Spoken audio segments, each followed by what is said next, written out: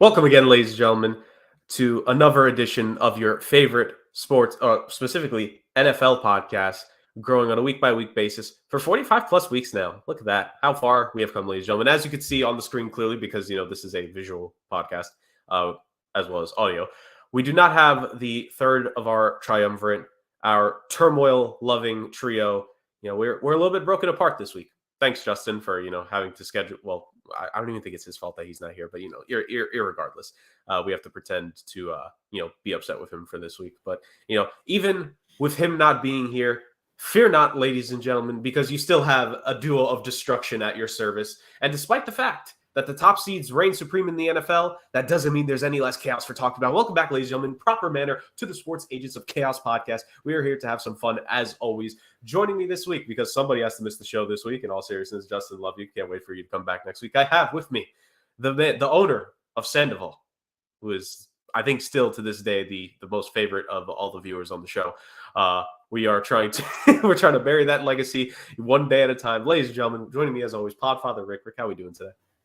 You're going to miss Sandoval when it comes time for me to, replace him in 2023 at the end of this year with a new character it's going to be picking instead. Oh, wow. Yeah. Oh, no. I figured it out. That's going to be the new punishment for losing the pick challenge that you're going to be replaced. You have to pick. The loser has to find a new headless animal every year. So God, no. I was going to say, God forbid, if I had finished in last place this time around, it would be you, Justin, and two puppets, because I'd be off the show completely. Yeah. Technically you'd be making the picks for both of them. Oh yeah, but I'd be a faceless, being, or maybe I'd do like a whole season of like being in a void somewhere and doing picks like that, like trying to figure out like can you guys hear me or whatnot. We just get updates from Void. It's like an update from Rick here. Rick, how we doing? It's like all right. I have no idea what is happening. I haven't been out of this void in a while, but here's what I think. Yeah, I think that Tony Dorsett can run for 2,000 yards this year. It's 2023. I don't know what year it is anymore. I have no idea what's going on anymore. So, oh my God. Yeah, well, like we said, Justin had to miss the show, so he's going to miss out on some very interesting and very exciting things. And I'm leaving mind-blowing fact off this week because I did have something, but I'd rather have the two of you react to that than just the one. I mean, not that you don't give great reactions, but it's better to see Justin kind of be like blown by it. So it makes sense. The stages of the reaction for Justin and how he goes to listening, to like kind of squinting his eyes, be like, where is he taking this? And then the final facial expression of, oh, that's the fact. That's where we're going. Like, so, you don't know how we got there, but we got there. Yes, it's always a journey every single time we do the show, and always each and every single segment is a journey in and of itself. Speaking of which, ladies and gentlemen, you guys know how it works. It's fun football chaos. We are going to be talking about the meat and potatoes of the show is going to be us talking about the AFC and the NFC championship games. One game was close, one game not so much. Let's just say one of those games left a lot to be desired in terms of the final result. But we do have the Super Bowl or the Superb Owl matchup of the show of this season that we're going to be more talking about next week when the whole gang is back together. We have that. We also have coaches to talk about. Two more head coaches have been hired since last week when we talked about Frank Reich to the Carolina Panthers and gave our opinions then. Check back to last episode if you are a diehard Carolina Panthers fan. And if you are, well, actually it kind of makes sense for a Panthers fan to be the kind of fan that we attract to the show. There's something about it that there's logic there. Past that, we are going to be talking about a retirement. Question mark. To be determined. We'll see. Maybe the announcement will change again after once we get to it in this actual episode. And of course, as always, we have the end of the show, which is the infamous, notorious, glorious rant podium. But before we get to all that, ladies and gentlemen, I know Justin's not here, so we're not going to have Fact or Fiction. We're not going to have a Would You Rather. And we don't have Justin's trivia. But at the same time, we have some trivia. Guys, we're not going to, reach out for this trivia. We're not going to, buy it from outside because we have trivia at home. And the trivia at home is my off-brand, offshoot trivia. This is Jurgen's trivia this week. Not as highly anticipated and highly touted as Justin because let's be honest here. It ain't that good. I'm not a master at finding trivia facts to question like Justin himself. There are some store brand products that actually are better than the original actual brand. Like, so you never know. It could be an interesting conversation piece. So we'll see. Indeed. So let's get to it. I have for Rick 3 trivia questions to test his mic, to test his fortitude, and it begins a little bit. Actually, 2. Funny enough, 2 of these questions directly tie into one of the quarterbacks we saw this past weekend. So let's go with one of those first. Rick, Patrick Mahomes, as we know, he is once again returning to the Super Bowl, the 3rd time in the last 5 years that the Chiefs have won the Super Bowl with Mahomes. As we know, Patrick Mahomes also probably going to be the NFL MVP after the season. With the season, it was 41 touchdowns. I want to say 12 interceptions was the final tally, if I'm not mistaken. Something like that, yeah. So with the number of 12 interceptions, 6 quarterbacks this season, Rick, threw more interceptions than Patrick Mahomes, than our boy, than Mahomes boy. Boy. Can you name the 6? Can I name the 6? Oh, my goodness. I'll give it a shot. Well, Dak Prescott is number 1, I would think. Davis Mills, number 2. Oh, man. There's some bad quarterbacks in here, man. There are some bad quarterbacks in here, man. Matty Melted Ice, Matt Ryan, him. Matty Melted Ice is a really good way to describe his career. It's great. Although he was really good this year, Josh Allen, I think, threw more than 12 interceptions. Yeah. You've got 4 of the 6. You're doing good. Yeah, I had a feeling because I knew Prescott and Mills were the easier ones, but the other 2, okay, the last 2.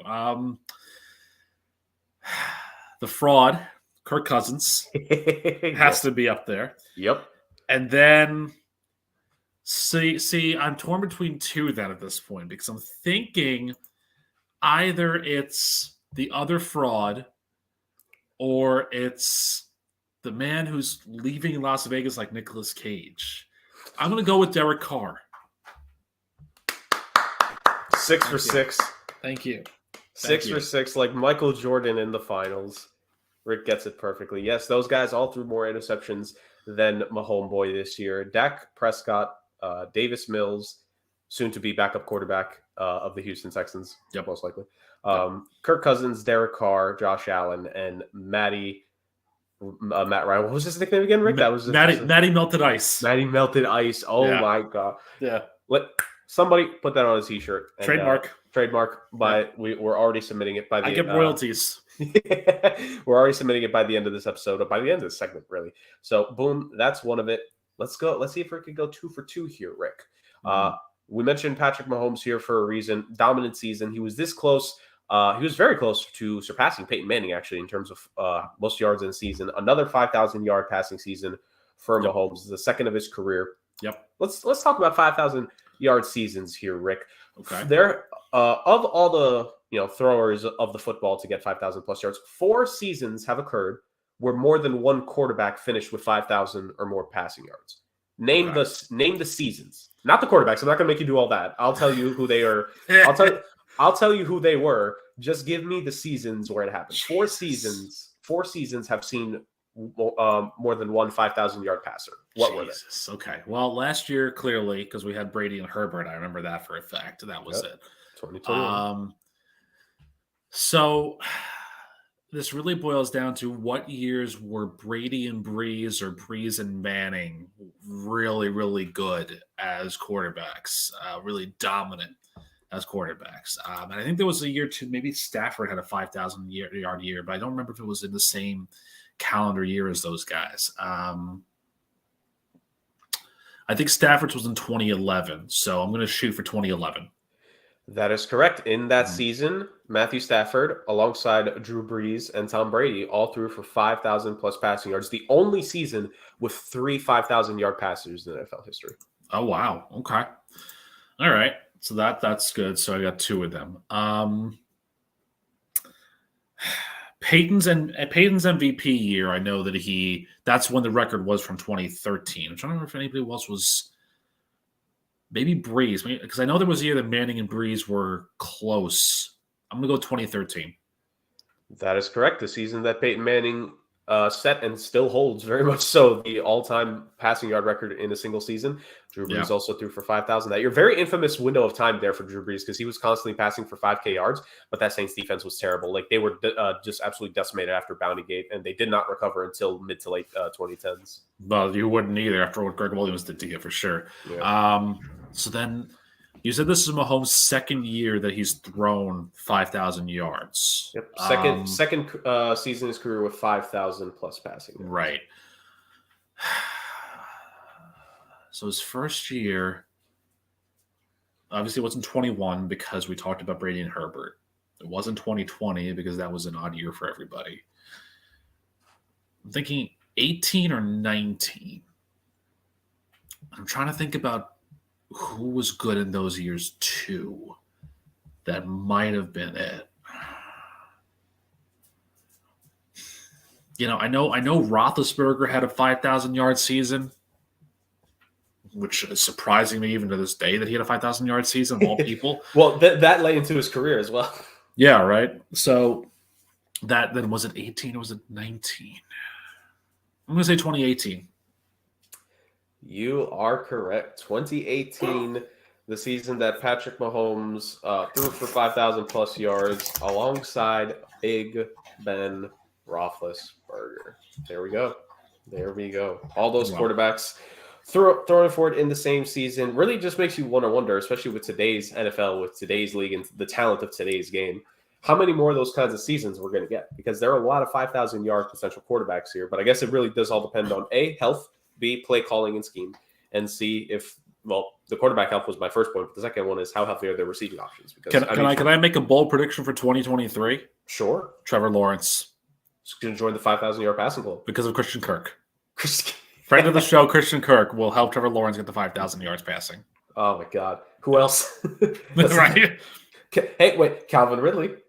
That's right, Calvin Ridley. Yes, and maybe Agnew will not fumble a football in the playoffs this time around. So you never know. I mean, he could still fumble in the playoffs. We're talking about the season. They could, yeah. No, that's fair. That's fair. To be fair enough. Hey, hell of a returner though, Jamal Agnew. Yeah, very good returner. So he'll be back. Yes, a lot of potential there. So Rick, you are 2 for 2 on trivia. Let's see if you could get one more again with my Jurgen store brand trivia here. Like I said, not as in depth as Justin, but I tried to give it the good old college try. Speaking of which, this is the last one. So this sort of has to deal with passing, but it's more on the receiving side of things. Okay. We're going back once again to this season. Running backs, Rick. As we know, the evolution of the running back to be a pass catching threat. Which running back had the most receiving touchdowns this season amongst just the running backs? Ooh, the most receiving touchdowns by a running back. For the record, I have the top 4 names here that I found when it comes to it. So if you start guessing like 2, 3, and 4, I'll be able to tell you. Okay. Wow, the most by a running back. Well, hold on, Rick. You're not the only one here. Look. Oh, damn! Damn! What's up? There he is. He bogarted his segment. Now all of a sudden he's back. Justin caught wind that I was doing some trivia. He's like, hold on now. I can't allow this. Yeah. Jeez. You know what? I've always wanted to be on this side of the question. So. Oh yeah. I mean, I'll see the floor if you want to ask it again, so that Justin can play along here. Yeah, so let's have some fun. So Justin, Rick is on fire. He's gone 2 for 2 on the trivia so far. The first one he got was to name me all 6 quarterbacks who threw more interceptions as Patrick Mahomes this season. He got that.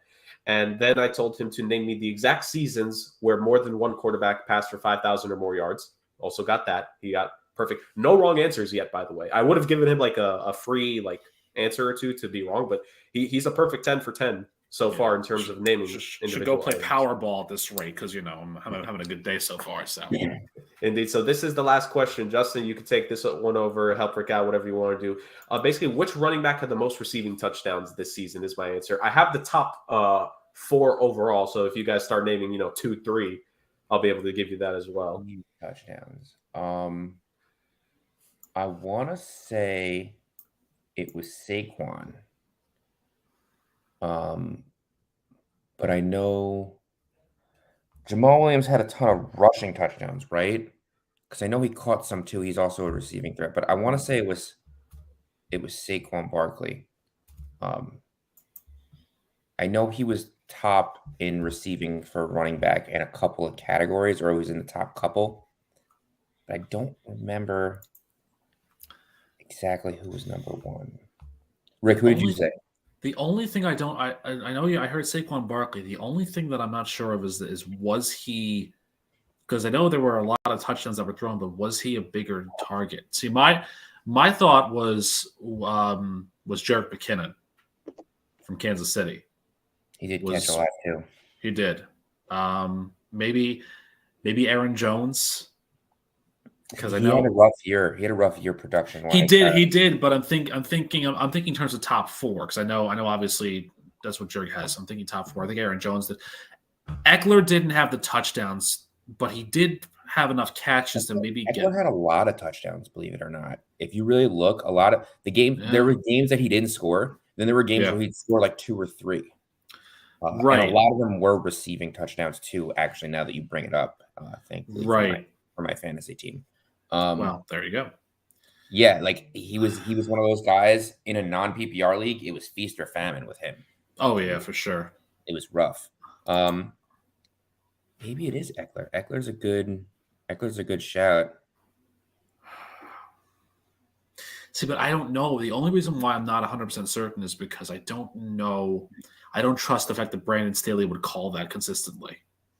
I don't necessarily know if it mattered what Brandon Staley called. If Eckler was open, sometimes Herbert just had to feed him the ball. He was the dump-off option. Right. Know? But I also like Jurgen McKinnon because I like the fact that, there's been a number of times I've seen Mahomes find McKinnon in space, or even a dump at the end of the season. Well, the issue with the McKinnon thing is, I know he played all year, but CEH was getting a lot of those touches in the beginning. He was, but my thing is, Edwards-Helaire, yes, was getting the touches, but he wasn't making a lot of it. McKinnon was the guy that could just turn a 10-yard catch into a 35-yard run. I don't know. You got 2 guesses each, lads, so you're more than welcome to use a bullet or 2. You want to shoot with Eckler? That's fine. Oh yeah, I'll shoot with Eckler. Let's go Eckler first. Austin Eckler had 5 receiving touchdowns this season. Was not first place. Not even top 5. They must have all been rushing touchdowns when he had those multi-game touchdowns. Yeah, they might have been. It might have been that.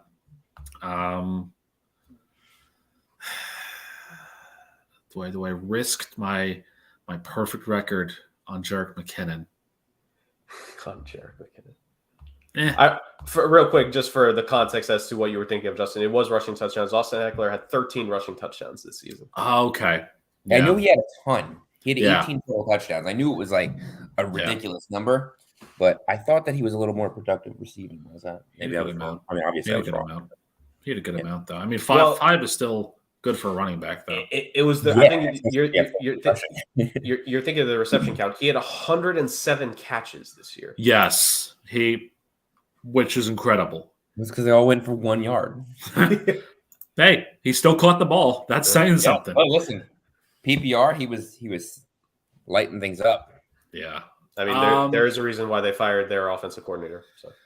So I'm not thinking McKinnon or McCaffrey now. I'm thinking, but McCaffrey, he wasn't doing a lot in Carolina, and he did a lot of good in San Francisco, but I don't know how much of that was receiving. With McCaffrey, I feel like he's one of those guys that it'll scream out to you he caught a lot of receiving touchdowns, but it's because you remember every single one of them. They were all like 40-yard touchdowns or like long runs or like something that he shouldn't have been in. You know what I mean? Like McCaffrey's were all really flashy. I'm not sure anything outside those flashy receiving touchdowns was like, I don't remember him having like a ton of like 1 yard receiving touchdowns. Yeah, I don't remember him being like an end zone catch. Doesn't even happen. I just don't remember that. Right, because I know they had Kittle, and do they have Croft as well? They had Croft as well.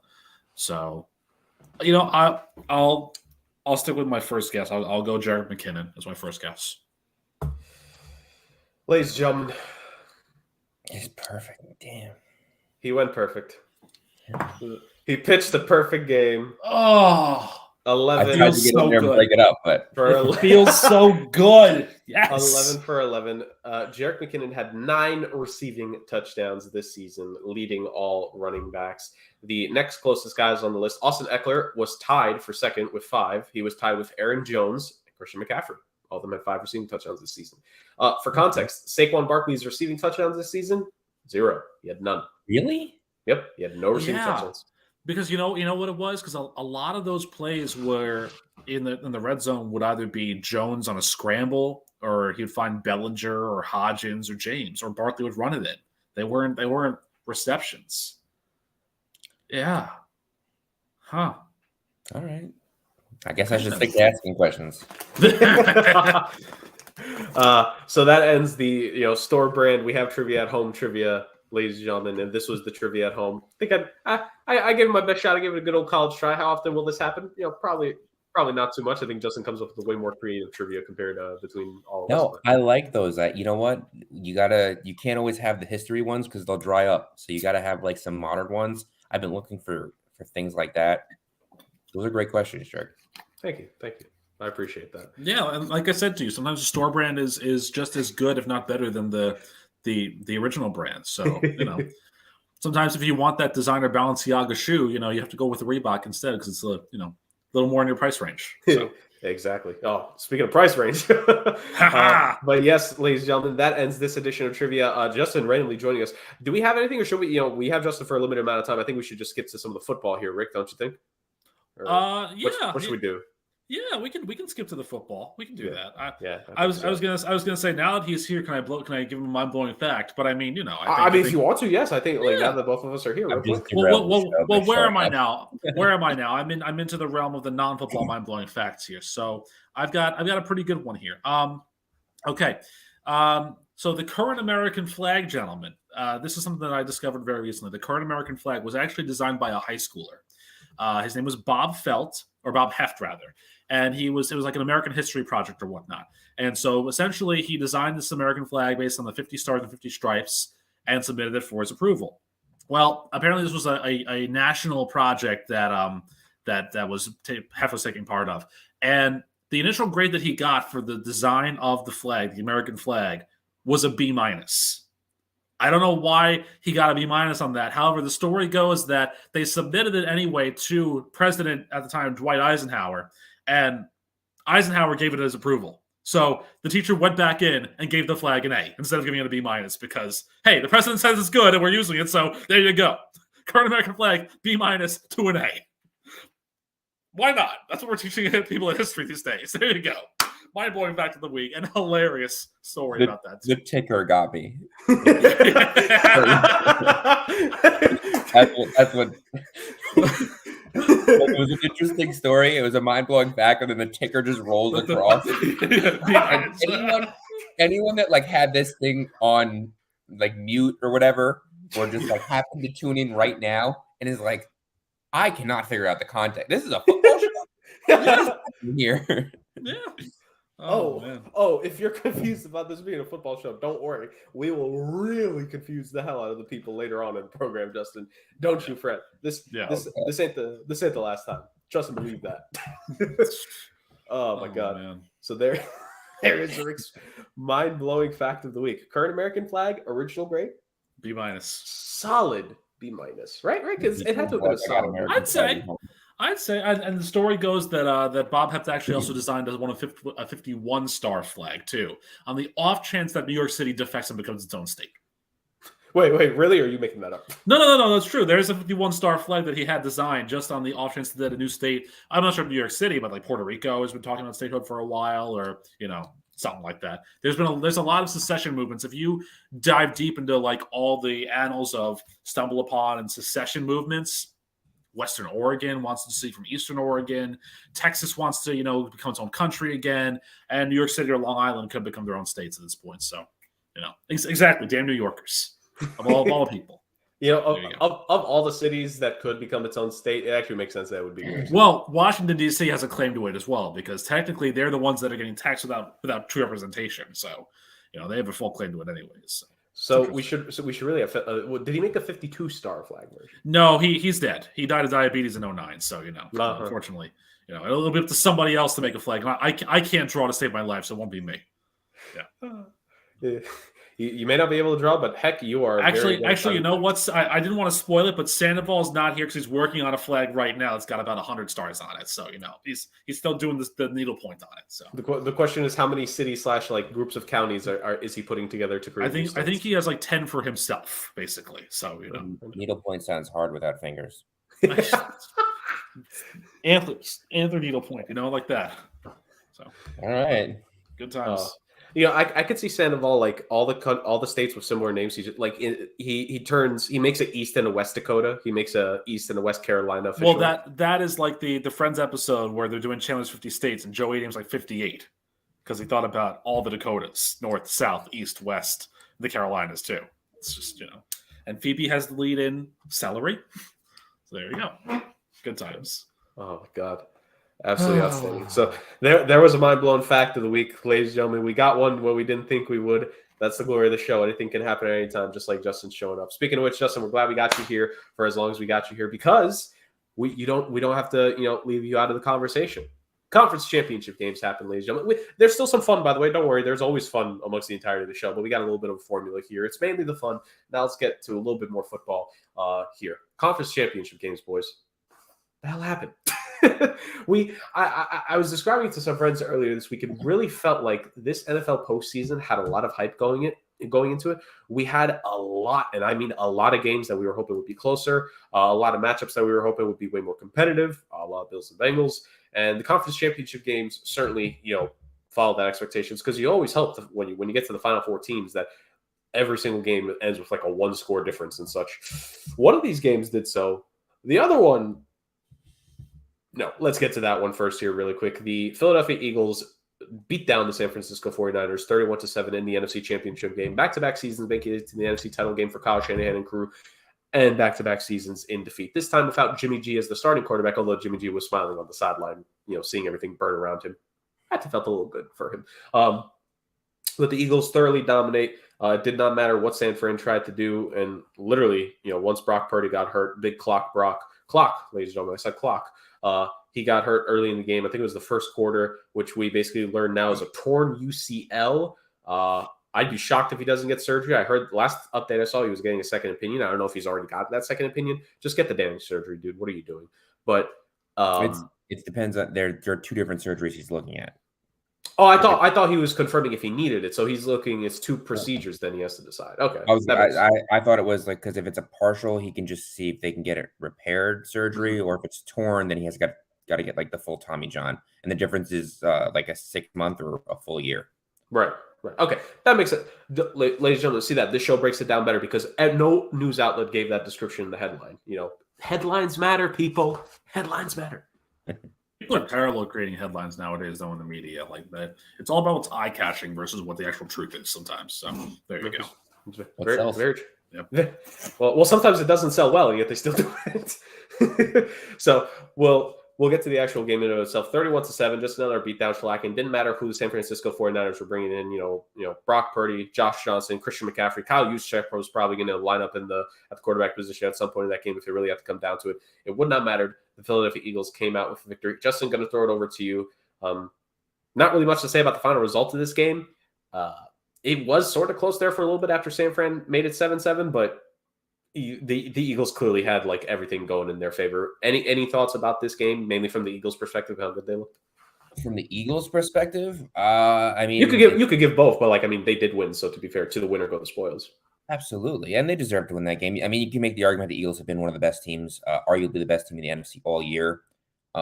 And we spoke about last week how balanced and how complete that San Francisco 49ers team is, but without a quarterback, no team can be complete. So it's rough. I will say I was a little surprised that they didn't try and do more on offense, at least creatively. I know they tried a couple of things, but it was obvious that Purdy couldn't throw the ball, and the Eagles were going to stack the box. I didn't see Christian McCaffrey throw a ball. I would have seen if you could have tried Deebo Samuel. I think Brandon Ayuk has some history throwing the ball. So I don't know. I just thought maybe there could have been more creativity there to try and pull out all the stops, and it's the NFC Championship game. I mean, like, what else do you have? Like, it's not like you're going home and going to play next week, So, but the Eagles, they were the better team. I mean, you could have made the argument that even if San Fran's offense could have kept going, the Eagles are still a better team that week. So, congratulations to them. And I'm just so glad I picked them to win the division, not the Washington Commanders, Rick. I mean, to be fair, you didn't pick them to win the NFC Championship game, Justin, so you only run with that. No, I didn't think they would do this. I didn't, but I did have them at 12. Why do you invite him back on the podcast when he trashes my Commanders? Like, come on now. I mean, I'll invite anyone on this podcast that trashes the picks that you made. Detroit Lions, Arizona Cardinals, Washington Commanders. Wow. And the Los Angeles Chargers being the Undertaker. You know what? Your store brand trivia had a funky aftertaste. I've heard worse. I've been told worse about other things. To be fair, a lot of us thought the Chargers were going to be the best team in the league this year. They made a ton of improvements. They were very, very banged up. They still won 10 games. So, yeah. And coaching also, but we'll talk about that another time. Yes. Yeah, that'll be, again, I've said this before, I'll say it again. I'm really excited for this being our first official full proper offseason because there's going to be a lot of different things that we could dissect on in these upcoming episodes. And the Chargers will certainly be one of them because I think this is an offseason that's really going to change the direction of the team for a couple of years to come here. So, but of course, that'll be more in future weeks. For that, ladies and gentlemen, when the offseason is truly well upon us, aka basically when the Super Bowl's over. Let's continue. Well, I mean, Justin said all that he had to say. I think, kind of summarized it best. The Eagles defense came to play. Even if Brock Purdy would have been healthy that entire game, I still think the Eagles would have ran it. I don't know if it would have been the boat race that it became, but I certainly think it would have been, an Eagles victory no matter what. Maybe more like a 10-14 point game, 24 point. But regardless, Rick, do you have anything else to say, or shall we just move on?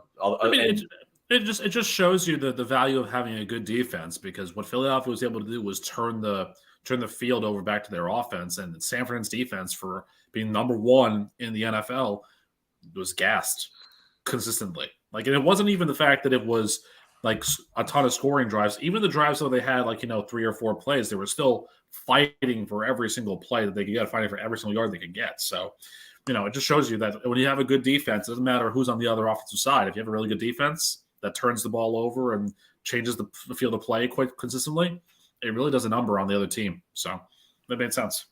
Yeah. So we can move on from that, ladies and gentlemen, and go to the next contest that we had this past weekend. Eagles 49ers was the blowout. Made sense. It was also the first game, funny enough, so we got the closer game for last.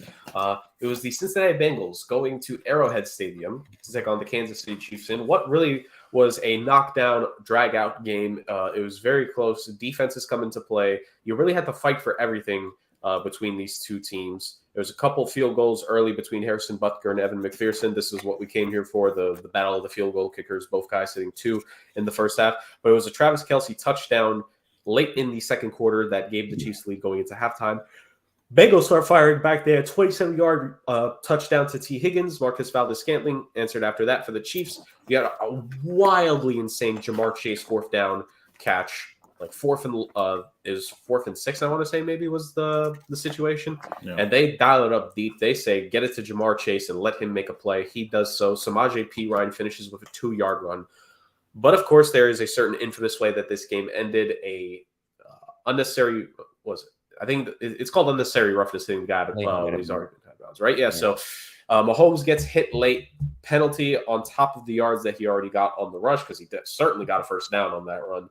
And it basically put Harrison Butker in perfect position to kick a game-winning field goal 45 yards out in order to get the last-second win. The Kansas City Chiefs revenge upon their demons from last season. Patrick Mahomes has finally defeated Joe Burrow in the playoffs and in general in his NFL career. 23-20, the Chiefs make it back to the Superb Owl for the third time in 5 years. Just the basic stats to start this game off. Joe Burrow, 26-41, 270 yards, 1 tutty, 2 interceptions. I believe was sacked 5 times in this one. So Kansas City Chiefs defensive line certainly got a lot of pressure, especially Chris Jones. He was an absolute beast throughout the most part of this game. Joe Burrow was actually also the leading rusher in this game, so not a lot of support from Samaje Perine and Joe Mixon. Joe Mixon was busy doing other things during the championship game weekend, apparently. And T. Higgins was the leading receiver in this one, 6 catches, 83 yards, and a touchdown. Jamar Chase had a decent game, definitely the most underwhelming game that he's had against the Chiefs in his career. He normally goes off for the most part when it comes to facing the Kansas City Chiefs.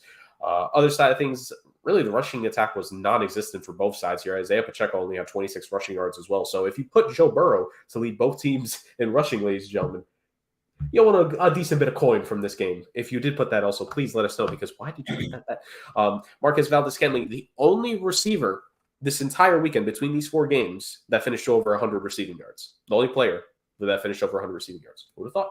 But Patrick Mahomes, the likely MVP, as I called him earlier in the show, 29 of 43, 326 yards, 2 touchdowns.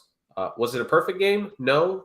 Were there some off throws? Sure. But Patrick Mahomes does Patrick Mahomes things, proving once again why he and the Kansas City Chiefs have been the standard bearer in the AFC for the last half decade now. The AFC runs through them, runs through Arrowhead, not Burrowhead, and the Chiefs win. Rick, I want to throw this one over to you first. This was, like I say, as a knockdown, drag-out game. It was a low-scoring game compared to what most people would have hoped between these two potential high-octane offenses and the weapons of the quarterbacks that we have. I would say the play calling as well, but Andy Reid is up here and Zach Taylor not at that level, not even close. But obviously this game was marred by a number of other, notable things happening into it, like repeating, a third down 17 times apparently, and missed calls on both ends, to be fair. I would say whatever your opinion on NFL officials are, they didn't come to play this for this game. This was a, poorly, in my opinion, this wasn't the best officiated game throughout consistently. I think both sides have every right to be miffed about a couple calls. What we can't say is that, the last call was right at the end of the day, no matter what people want to say. That last call was right. There's no ifs, ands, buts about it, to say the very least. So, Rick, your analysis on everything to take from this game, performances of the players, refs, whatever you want to talk about. Well, so it literally was almost like deja vu when the second half started because, Kansas City was pretty much stymied and Cincinnati had come back and tied the game up. And you were thinking you were going to see the same thing over and over again. And then KC scores that touchdown. And, and it wasn't like last year's game because the Chiefs learned, the Chiefs understood, the Chiefs figured out how best to play Burrow and the Bengals in the second half. But this is a battle that we're going to be seeing a lot in the coming years because these are two very good teams. And yeah, say what you will about the botched third down call or the whistle dead, call or whatnot. But here's the thing. That's what happens when you play in Kansas City or play games in open air stadiums that are loud like that on the third down or whatever the case, because Kansas City regularly registers over 125 decibels at that stadium. So it is ear-splittingly loud over there. So yeah, I can understand you didn't hear the whistle called or whatnot. This wasn't as bad as Bottlegate back in 2002 when, the Browns ran 2 plays, but then it was a fourth down review that ruled the passing complete that cost them the playoff hunt. It wasn't like that. And yeah, Joseph Asai is a young player. He will learn from this. He will get better. He was in over his head to begin with because he was not supposed to really be as big of a role player as he was because Cincinnati missed Trey Hendrickson. That was a big, big miss for them not to have him out there. And yeah, that's something you can't really do. But it was a matter of, again, this is something you learn from because if this was a case where this was a team that had a window that was on the closing side, you could be a little more angry at Joseph Asai about all this. But this window for the Bengals is still open, very much open. Like they're still a very young team. They're a very good team at that. Again, though, I will say this.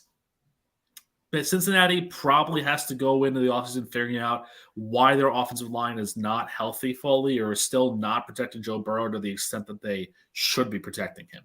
Because my fear in the Buffalo game was that they were starting reserves and Burrow was fine. But Kansas City's pressure and the things that Spagnuolo was dialing up made you look at Cincinnati's offensive line and say, you guys didn't change anything from last year, really, because Burrow got hit, pressured, sacked all over the place. Kansas City won this game outright. They deserve it. It was a great game. And, the Chiefs, I will say, to your point, the rushing attack concerns me because if you become a one-dimensional offense against this Philadelphia Eagles defense, you can just pack up your stuff and go home. We saw that in the NFC game.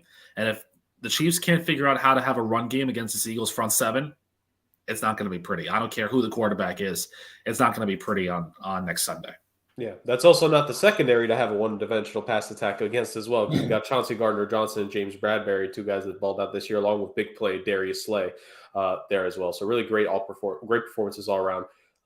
in the Eagles defense that the Chiefs are going to have to contend with. But more Super Bowl breakdown properly will come next week when we actually, preview the big game in and of itself, ladies and gentlemen. I do want to say just one quick thing before throwing to Justin about Joseph Asai. Like, I think the thing that a lot of people forget about, like you mentioned it, Rick, he wasn't supposed to be in that situation because Trey Hendrickson was there. He's a rookie, and he also had the best game of anyone on that Bengals defensive line. What he had, a couple quarterback hits, some pressures, I think 2.5 tackles for loss. Joseph Asai made for making the big mistake of the game, he was also the best player along the defensive line as a 22-year-old rookie who I was probably playing hurt. I think everyone's playing hurt in some way, shape, or form at this end of the season. This, if anything, this kid is going to be a part of this window potentially for the performances he put up in his rookie season. Going to get more snaps next year.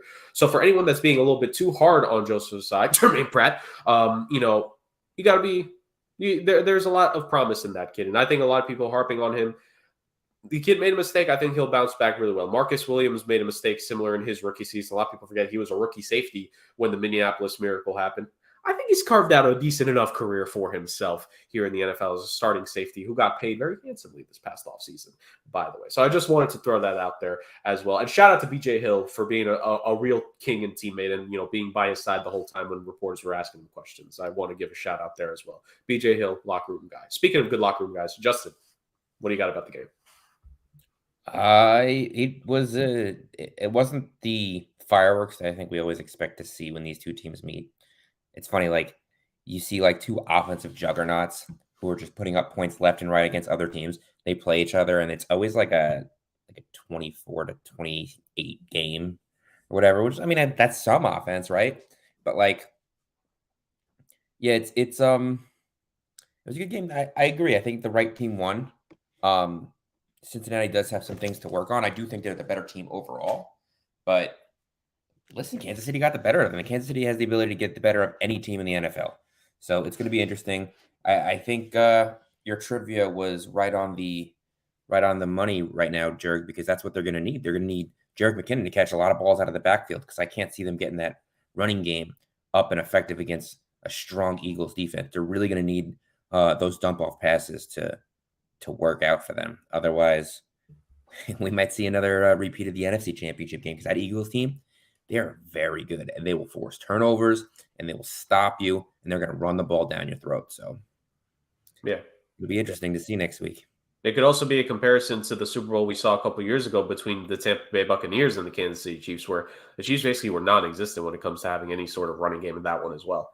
And we forget when they won the Super Bowl against the San Francisco 49ers, they had a pretty good rushing attack. Williams, their running back, I forget because they had two Williams. They had two running backs named Williams. I forget which one in particular it was, but one of them had almost 100 rushing yards in the game, if I'm not mistaken. So the one thing I will say about that Bucs game is they had some injury on the offensive line in the AFC Championship game that happened, and the Tampa Bay Buccaneers were shutting teams out that year. Their defensive line was nasty. Didn't Shaquille Barrett have 22, 20 sacks or something like that year, and then they still had Ndamukong too. Yeah, he had a crazy number. I know it was less than 22 and a half, but he had a lot of sacks that year. Yeah, Shaq Barrett, Jason Pierre-Paul, Ndamukong Suh, Vita Vea, and then you had the dynamic linebacking duo of Devin White and Levante David. That was a very fearsome front seven. I think, did they not set the Super Bowl record for quarterback pressures? Didn't they have 30 on Mahomes in that game? They must have, yeah. It wouldn't surprise me if they did. He was running for his life, and that made the whole narrative of people joking about Mahomes' incompletions are better than some quarterbacks' completions because there was at least 3 or 4 completions where he had to evade all the pressure in the world and somehow got the pass off and didn't get sacked. Yeah. So that was, to your point, by the way, 19 and a half sacks for Barrett that year. Yeah. Still pretty good. Yeah, still very good play. Yeah, you could have given the Bucs defense as a whole the Super Bowl MVP award because that defense was dominant, especially in that game in and of itself. But yeah, that wraps up our talk about the conference championship games, to say the very least. Oh, who's interrupting the show? Yeah, that's me too. there goes that one. So. Unfortunately, ladies and gentlemen, he has to leave us. This glorious man has to leave the show here in a second. But Justin, before you go, I was going to save this to the end, but I want your thoughts really quick. Just real fast here, Justin. Tom Brady is about to retiring again. Any parting words to the man who tortured you for 2+ decades? Oh, good riddance. Now this year I think it's last year he retired, and I said let's pump the brakes a little bit. This year I think he's actually going to stay retired. There's not a team that could offer him anything that he hasn't already accomplished. So, I guess congrats on a good career for torturing me for 20 plus years, and I hope you never step on the football field again to verse my team. So this totally means he's coming back next season, right, Justin? If he does, just stay away from any team that's not playing the Jets. Go for it. I don't care. Just as long as you don't see him. Yeah. Imagine you guys finally making the Super Bowl and Tom Brady is back playing for an NFC team again. No, I won't imagine that. Why would you try and make me imagine that? I had to mess with you a little bit before we sign you off officially here, bud, because I know you got to go. But appreciate you hopping on, brother. Thanks, guys. Take care. Beautiful stuff. That's our guy. Glad we could get him for a little bit. Yeah, absolutely. Absolutely. Yes. And look, and he's right in a way. I mean, when we're talking about Tom Brady and the retirement, we're absolutely talking about a guy who tortured New York football fans, unless you were a New York Giants fan, for much of his career and much of the formative years of their lives. And even to an extent, he tortured, the NFC South for a bit while he was there because, he won the division every year that he was with the Bucks, right? So, those formative years for the Falcons and then the Saints, and even, when Breeze was towards the end of his run, Tom Brady just happened to go there and decided I want to take over this division. So, what happens next is the real big question, because does he go back into broadcasting? Does he kind of take a year to assess things? Does he work on business ventures? And it's really a matter now of, he, at this point, he kind of is a man without an island in a sense. I mean, not retiring last year could be the reason why it cost him Giselle and the kids, although, see the kids every so often, which, we don't want to speculate on any of that. But now you got to ask yourself, where will we see Tom Brady again? I personally think that he'll probably be a broadcaster or an analyst for a bit. We saw this year how Sean Payton kind of made that a nice little transition to the broadcast analysis booth on the pregame shows. And actually, towards the end of this championship run, Gronk was doing it for a bit too. So guys like that, you can see them being like that. And Tom Brady's got interests all over. Podcasts with Jim Gray and Larry Fitzgerald. He does a lot of spots. He does a lot of, work like that and charity work as well. So I think he'll be fine.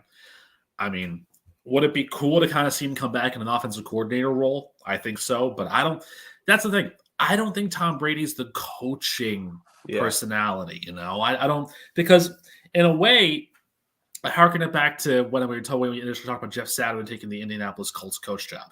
Why would you want to tarnish your legacy by being an unsuccessful coach? Right. And I get it. It's a sour way to end your playing career, but at some point you can't win every single game. You're not playing on easy mode.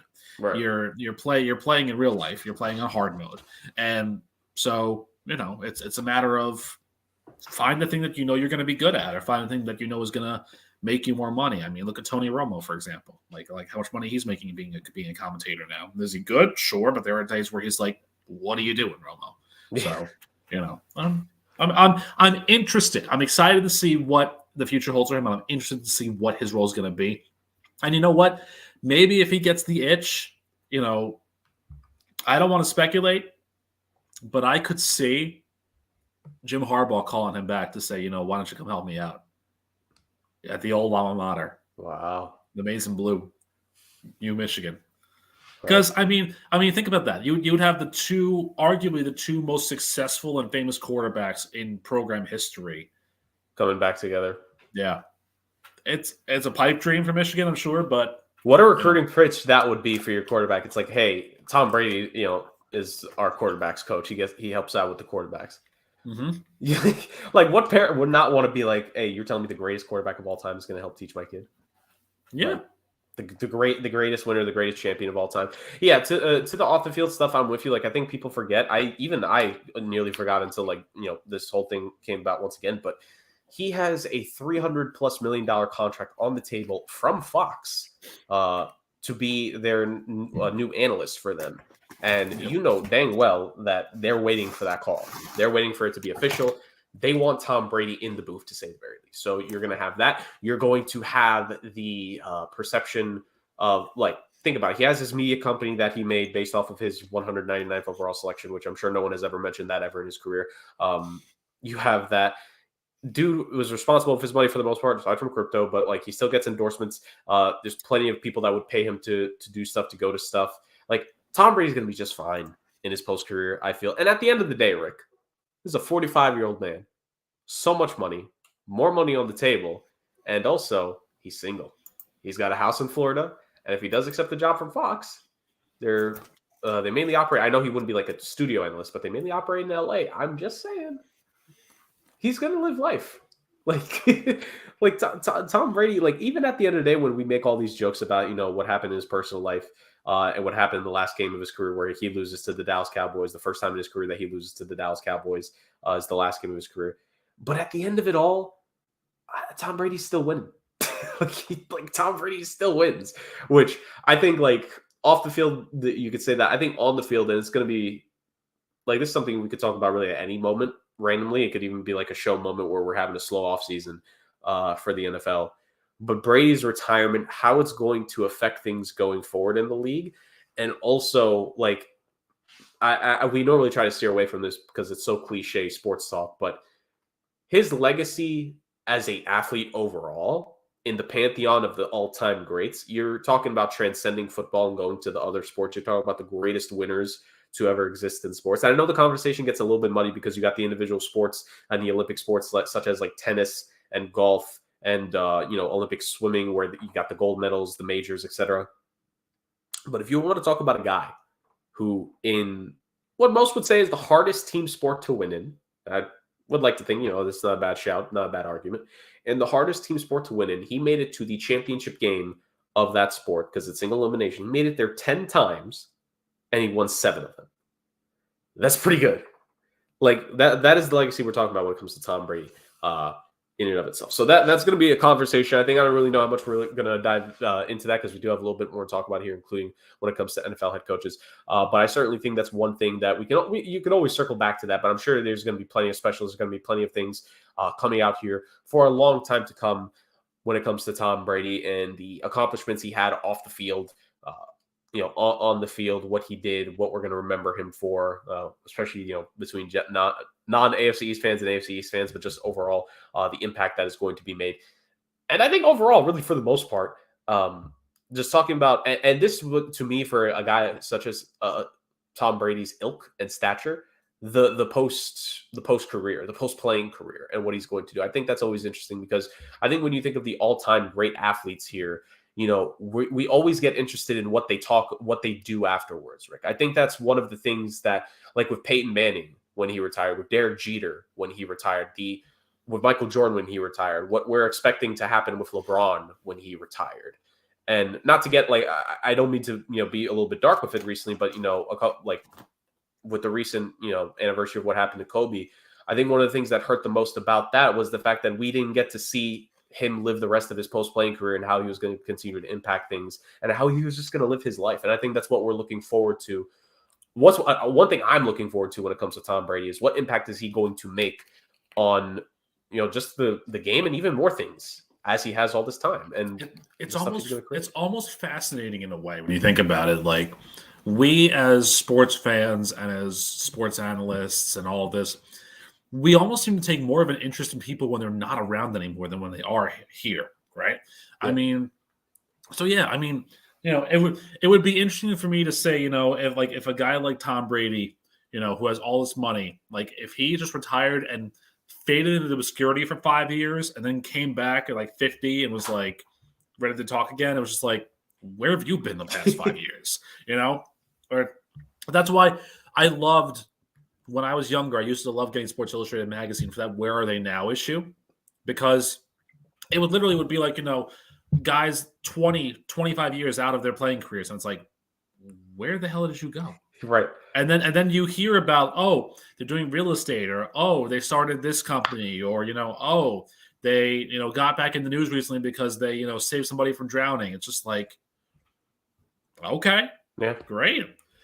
So yeah, I mean, can we talk about Tom Brady in the pantheon of greats? Absolutely. I think that's no question about it. And you're right. We're more fascinated, I think, by what happens after these people go.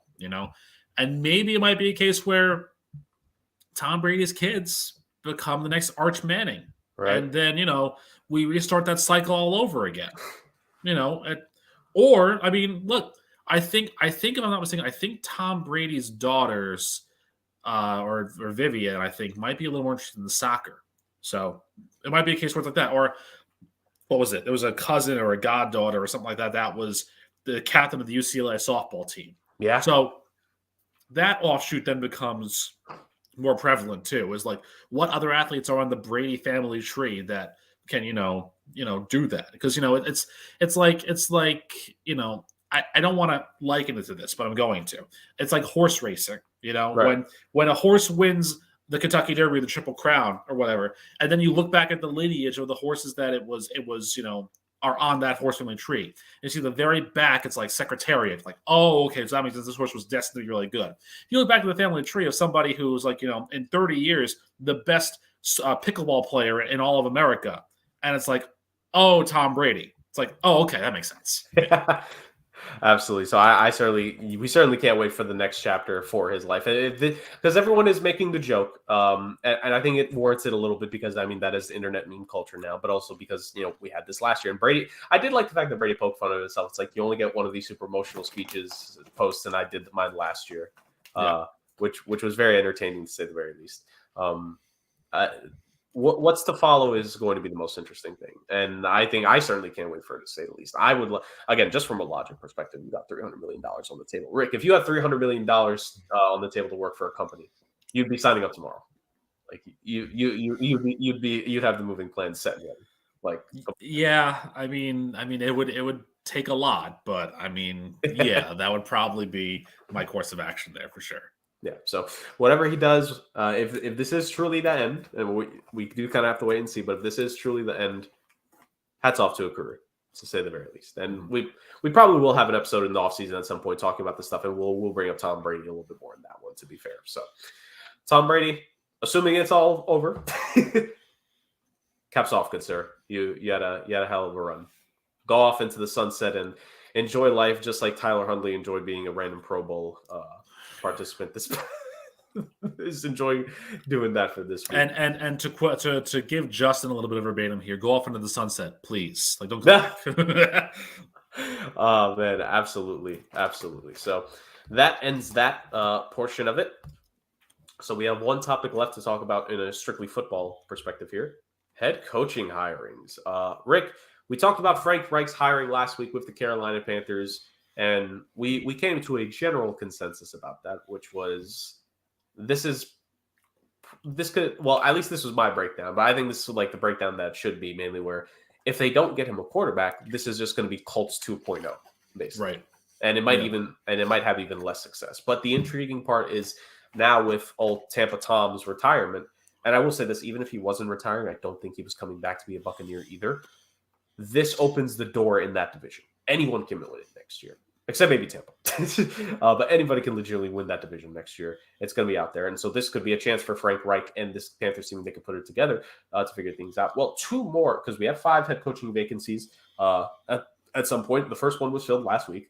We got 2 more filled in this past week, ladies and gentlemen. The Houston Texans, Rick, surprised me, to say the very least. I said it on the show multiple times. I did not give them credit. I did not expect them to make a smart move. I expected that destiny arrives eventually, as a Mad Titan once said. It arrives all the same. I thought the Texans were dead set on Josh McCown, because when you interview and speak to a guy 3 times over the last 2 years, you probably think to yourself, hey, they probably would like to hire that guy. But they surprised us all, Rick. DeMeco Ryans is the new head coach of the Houston Texans. The now former San Francisco 49ers defensive coordinator, worked his way up in coaching, worked his way up in that organization. He was, I want to say maybe the defensive back coach when Rob Saleh was the defensive coordinator there. If not, he was a defensive positional coach at the very least. Then Rob Saleh leaves 2 years ago. 2 seasons of heading what is absolute spearhead, dominant 49ers defense that leads them to back-to-back NFC Championship game appearances. And now he gets this opportunity to be a head coach for the first time in his young coaching career to the organization that his career started with, to the organization that he was with. So, DeMeco Ryans, Houston Texans, quite the hiring, to say the very least. I liked it. I have my thoughts, but I've kind of been a gas bag here over the last 8 minutes for the people, and I think they need a break from me. So, Rick, let's throw it to you first. Your thoughts about DeMeco Ryans being the new head coach for the Houston Texanians, and how, well, I'm assuming Justin likes DeMeco Ryans, but he's probably salty that the Houston Texans made a good hire because, he still resents them, I'm sure. I'm very unsure about this. I really am. Not from a DeMeco Ryans perspective, of course. This is the 3rd straight year that the Houston Texans have hired a head coach. And it's the 3rd straight year they've hired an African-American head coach. I'm hoping DeMeco Ryans gets more than 1 year. I know he was signed to a 6-year contract, but you and I both know this. We've seen it all the time. Means nothing. Contracts mean absolute nothing. They'll pay it out if they need Exactly. So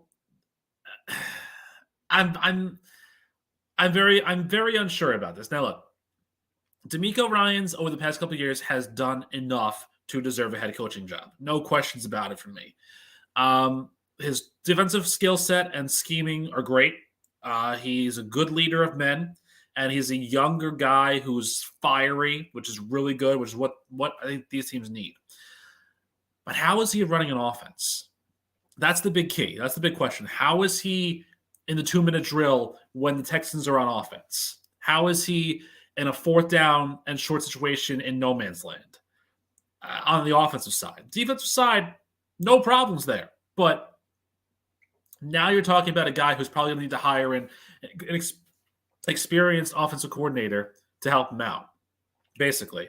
And I don't know if you see anybody out there it's like that. It's a home run hit for Houston. It's a huge hire for DeMeco Ryans, but it leads me to say there's a lot of more questions that I have than answers. And, it's something that we're going to have to watch very closely because, again, if the Texans aren't good again next year, and the odds are they probably won't be good again next year, does Ryans get the axe? And if he does, that's 3 in a row by an incompetent owner and an inept general manager who doesn't know anything about what he's doing with his life. So I tread very carefully on DeMeco Ryans into this. I hope the best for him, and I think it's a great hire that he gets to go home. But there's that part of me that's like, but we saw this already twice, and you know what's funny too? We saw it twice with guys who are defensive coordinators. David Culley was a D coordinator for most of his career. Lovie Smith was the D coordinator under David Culley. So, unlike Carolina, where they went with an offensive mind, you're back in the well of defensive mindset as a head coach.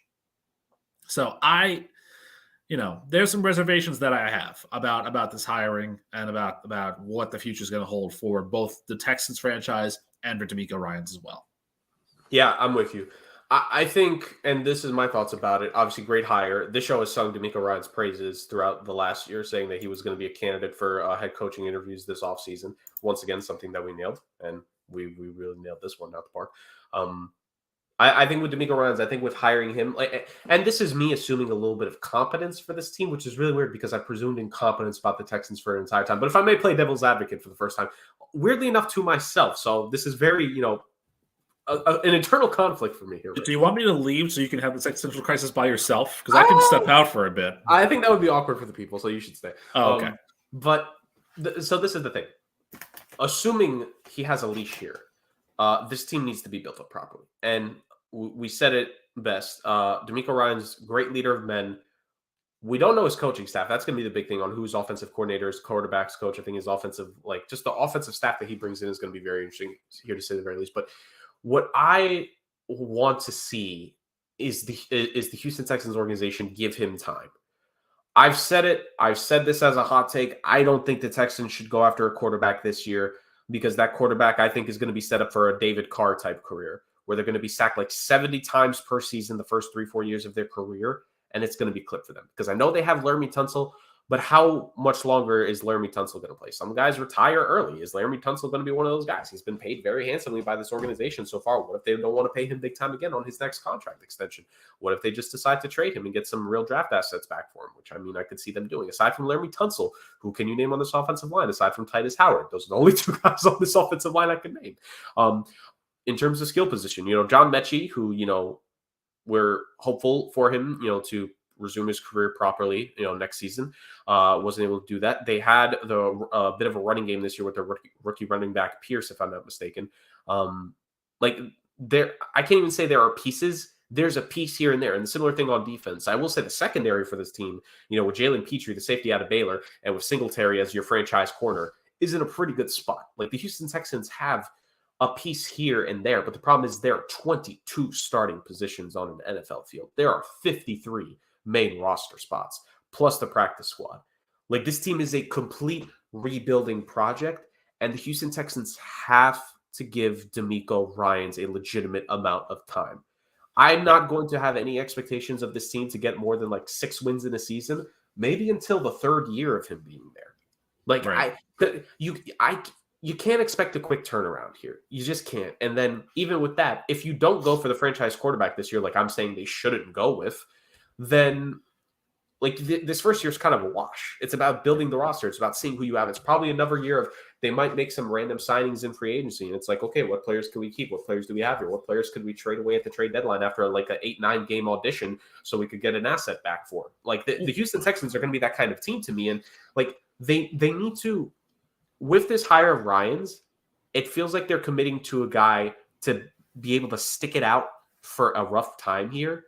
Rough times build strength. You need to be strong enough. You need to have the fortitude to deal with it. This needs to be a very much multi-year, multi-step program for the Texans. And like you said, Rick, it's all on to see if Nick Caserio is actually going to commit to that. And, there's a track record there. And there is. And that's the thing that I wanted to point out. To your point about they need to make the hires and the free agent signings, we saw Jacksonville do that this season in the offseason. Yeah. They made a lot of free agent signings that at the time we looked at and said, what's this happening here? And look where they ended up. They got to the playoffs in their first year under Doug Peterson. So it worked out for them. So yeah. I agree. Houston's got to open the checkbook for that. But there's a couple names that I'm seeing just scrolling through. On the defensive side, the Texans are looking to interview Corey Unlin and Marquand Manuel for defensive coordinator. Corey Unlin was a defensive assistant to DeMeco Ryans in San Francisco for a couple of years. Marquand Samuel was a safeties coach in New York for the Jets under Robert Saleh. So under the solid coaching tree. The names for offensive coordinator are Bobby Slowick, who was San Fran's offensive passing game coordinator.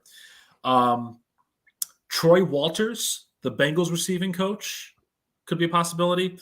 And then I saw this and I, was like, this is, of course, what's going to happen here. Nick Caley, who is the tight end coach for the Patriots. Oh, Lord.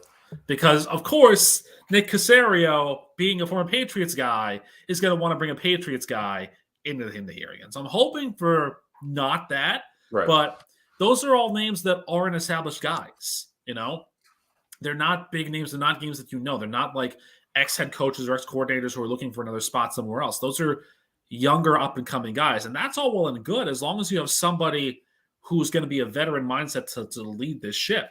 That's not your general manager. And DeMeco Ryans is not a veteran head coach. He's a rookie. I mean, he might be wise beyond his years, but as you said, this is the team that we're projecting. I think everyone's projecting they will take a quarterback at number 2. Because if they do not take a quarterback at number 2, what are you doing? Like 2024, baby, Caleb Williams. It doesn't make any sense to me to do that when you've got more quarterbacks here. And again, that's the same thing that the Jets said about Christian Hackenberg all those years ago. And look what happened to him. It's just you roll the dice on a quarterback you think is going to work with you. And, if you don't like what you have, I mean, I guess the Texans could trade down. But again, does that mean that you're going to ride with Davis Mills for another year or find some free agent cast off? Maybe Mike White will go there and be your quarterback for a year. Like that's not an ideal mindset. The guy has 5 broken ribs. You want him to break 10 more? Yeah, why not? Not ideal.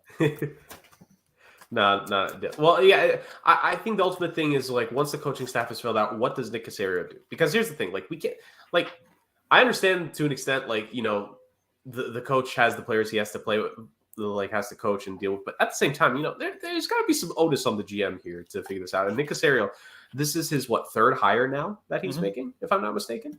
It is. In third year in a row. Like, how long is that goddamn leash? So this has to, like, Caserio more than anyone else probably needs to figure it out, unless like Bob McNair is just completely out of it, which I mean, would it really surprise us? Or Cal McNair, excuse me.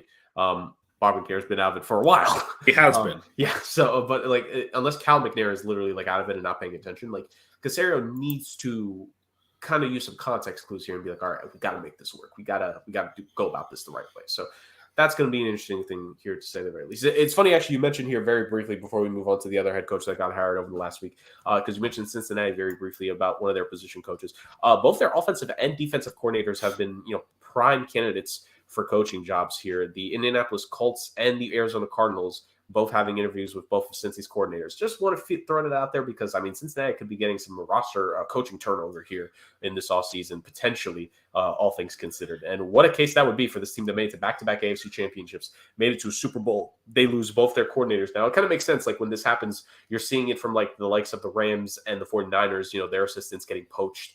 Like, to see it happen to, the Bengals, it kind of makes sense. And with the Bills, Brian Daboll last year becoming the coach, like, this is going to be an interesting offseason here, to say the very least, as we have two more coaching positions that need to be filled. And in a similar mindset to what you're saying, I mean, the big surprise of this year was the Giants. And I've heard both Mike Kafka and Wink Martindale are among their top, potentials in Indianapolis. That is, of course, if Jim Irsay doesn't still want Jeff Saturday to be the head coach, which he does. So of course, yeah. So yes. that'll be an interesting thing to say the very least. So we're definitely going to discuss it when the Cardinals and the Colts make their hires, and then probably a couple weeks after the Super Bowl, once we have all the coaches, we'll reconvene and figure that out, or maybe at least wait a little bit into free agency and the draft, see what these coaches potentially have to work with here. Because I mean, like I said with Frank Reich, I cannot give the Panthers hire a proper grade until I know what the quarterback plan is. Because if Frank Reich is going to next season with Sam Darnold, oh no. I mean, listen, he could be going back with Baker Mayfield, and that didn't work in Carolina. So, or they could try and convince Jake Delhomme to come back, and that won't be good either. So, or Frank Reich could be the first ever quarterback / head coach. I don't know. He's not a spring chicken anymore. It's like when Jared Lorenzen, the hefty lefty, was the quarterback and the GM of the River Monsters in that indoor football league. Why not? Let's be progressive. Not in the NFL. No. Oh my god! I will say this: he's not going to be a head coach anytime soon. But a guy who I heard is going to become a coach, like a member of a coaching staff this offseason. Funny enough, Davis Webb, Giants backup quarterback. Yes. And you know what? Again, backup quarterbacks, they seem to be excellent, readers of the game and students of the game. So that would not be surprising to me to see Davis Webb in that mold. Yep. I'll say this right now: 2032, I could see Davis Webb as a head coach. That's 9 years away, dude. That's rough. I mean, he's got to cut his teeth. He's got to start out as a positional coach, quarterback coach, offensive. The Texans were going to hire Josh McCown. He didn't do anything. Yeah, fair enough. All right, maybe 2028. Yeah, there you go. Better. But that's something I just wanted to mention because I like those little storylines. I feel like that doesn't get talked about enough to say the very least. Yeah. I mean, speaking of not talking about enough, clearly we didn't talk about this guy at all during the offseason. Nobody mentioned Sean Payton. Who? This guy, I think he coached in the Bayou. Oh, that guy. Oh, Ed Orgeron. Yeah. Yeah. Okay. Yeah. If I could do an Ed Orgeron accent, I would right now, but I don't know if my voice can handle that. No, I don't think so. At least on the spot. Maybe if you give me like a couple weeks to try to get the inflections, I might have. That's a chance. fine. But in all seriousness, Sean Payton has finally been hired by a team. We were wondering about this especially because Vic Fangio was hired to be the defensive coordinator for the Miami Dolphins, if I'm not mistaken. Mm-hmm. So with that, he was supposed to be the defensive coordinator as a part of Sean Payton's coaching staff. So that kind of let you believe. And also with the Dallas Cowboys said they would keep Dan Quinn. That cut off a couple of coordinators / places that he could go to. So where was he going to go, etc. And Walmart wins, ladies and gentlemen. Walmart wins. Walmart over Target, clearly here. But the Denver Broncos make the big deal. They trade a first-round pick this year, which I believe was the first-round pick they got from the Dolphins, if I'm not mistaken. Or it was a first-round pick. It was a first-round pick that they got. It wasn't their own first-round pick because obviously they traded that for Russell, but it was a first-round pick they got in the trade and a second-round pick for next year in exchange for Sean Payton, who they have minted to a 5-year deal? Yes. Yeah. So a 5-year deal for Sean Payton, and most likely his assistant coaches are probably going to get something within a similar year range as well, probably 3 to 5 years in that essence. But Sean Payton is the head coach for the Denver Broncos, which means he's going to work with talented receivers such as Cortland Sutton and Jerry Jeudy, which means he has a defensive crew of guys headlined by a pretty good secondary for the most part and some pretty good pieces over. I think they need to rebuild the pass rush, but there's still some pretty good, defensive pieces on the Denver Broncos. He gets to work with one healthy Javonte Williams. Javonte Williams is a very good running back there. Absolutely. A decent offensive line probably needs to be retooled a little bit. Someone okay, not a bad thing. Yeah, but the main piece that Sean Payton's going to work with, he's a quarterback. He's below 6 feet. He's below 6 feet tall. There's not Drew Brees. No. Brett Rippon? No. Oh.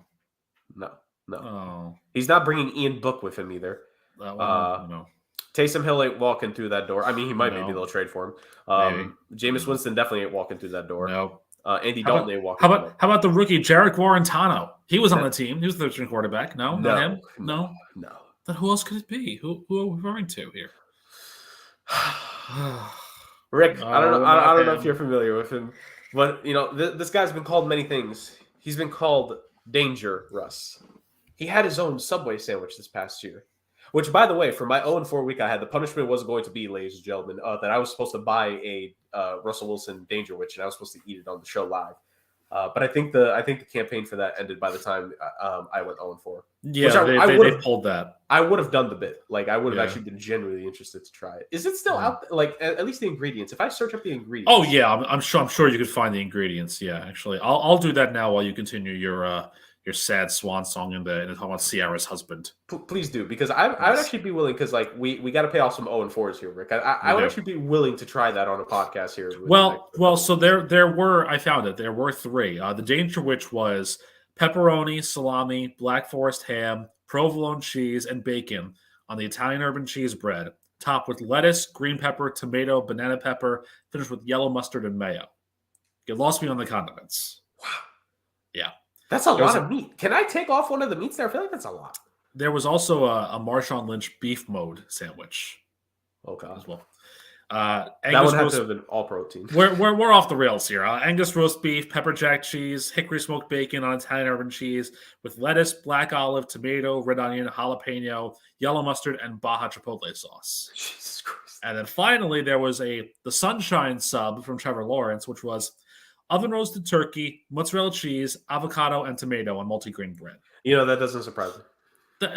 That's the most basic one. There's not even a sauce on there or dressing on there. Like, who eats a dry Subway sub? Like, what are you doing? Who knows? Anywho's, yes. Sean Payton. Subway sandwich aside. Yes, so he gets to work with Mr. Unlimited in Russell Wilson. Look, this show has made their opinions very clear on Russell Wilson and their thoughts about Russell Wilson, especially after week 1 of the season, especially after somebody has been saying for years that Russell Wilson is kind of overrated, especially that someone else has also been saying that Russell Wilson is someone that's been a little bit propped up. Yep. We're not Russell Wilson fans. We're going to be the first to admit it. But if there is a head coach that could potentially get something out of the remainder of his career, and especially that big contract extension the Broncos paid last offseason, it kind of has to be Sean Payton, no? So it's going to be interesting. The analysis is that clearly, I mean, we saw last season, I don't know if it's, from an injury years back, I don't know if it's maybe just age now. Russell Wilson doesn't have the same mobility that he had at his peak when he was in Seattle, which obviously makes a ton of sense. It's age, it's attrition, it's, the fact that he got beat up behind the Seattle offensive line because death taxes, and because Justin's not here, I'll say for him, the Seahawks offensive line really took a dip after Max Unger got traded to the New Orleans Saints. That should be great. We have nailed that trade on a number of occasions, and we will beat that dead horse once again, because that kind of is when the Seahawks really fell apart. Offensive line wise, but yes, that's happened. He clearly isn't the same quarterback mobilely anymore. He didn't look the same throwing it for all but 3-4 games last year. So it's going to be a lot that has to be worked with. And the question is, I think this is a real question most people have: was it Russell Wilson or was it Nathaniel Hackett? Was it both? Probably was both. Like, who knows? But this is a chance for Sean Payton to take what was supposed to be something that worked out last season and fix it and make it right. Give it a little spit shine on it and all that good stuff that he knows how to do from working with quarterbacks in his past. So, Rick, what did you make of the news and your thoughts on any and every possible angle of it from the Broncos' perspective? Well, you want to talk about getting a high innovation offensive mind head coach. That's what they got in Sean Payton. I mean, I think this was the guy they were initially looking at last year when they had fired Vic Fangio, because they heard that he was looking to retire, and they were thinking maybe we can try and get something for him then. When that didn't work, they went to Plan B, and then when Plan B didn't work, they went to Plan Z, which was Nathaniel Hackett. So that's they feel like that Sean Payton can revive Russell Wilson. Can he? Is the big question, because it might not have been Nathaniel Hackett that was the problem, but Russell Wilson didn't do himself any favors either. So then the question really does become, does Sean Payton have what it takes to fix Russell Wilson and fix this offense? Sure, he can.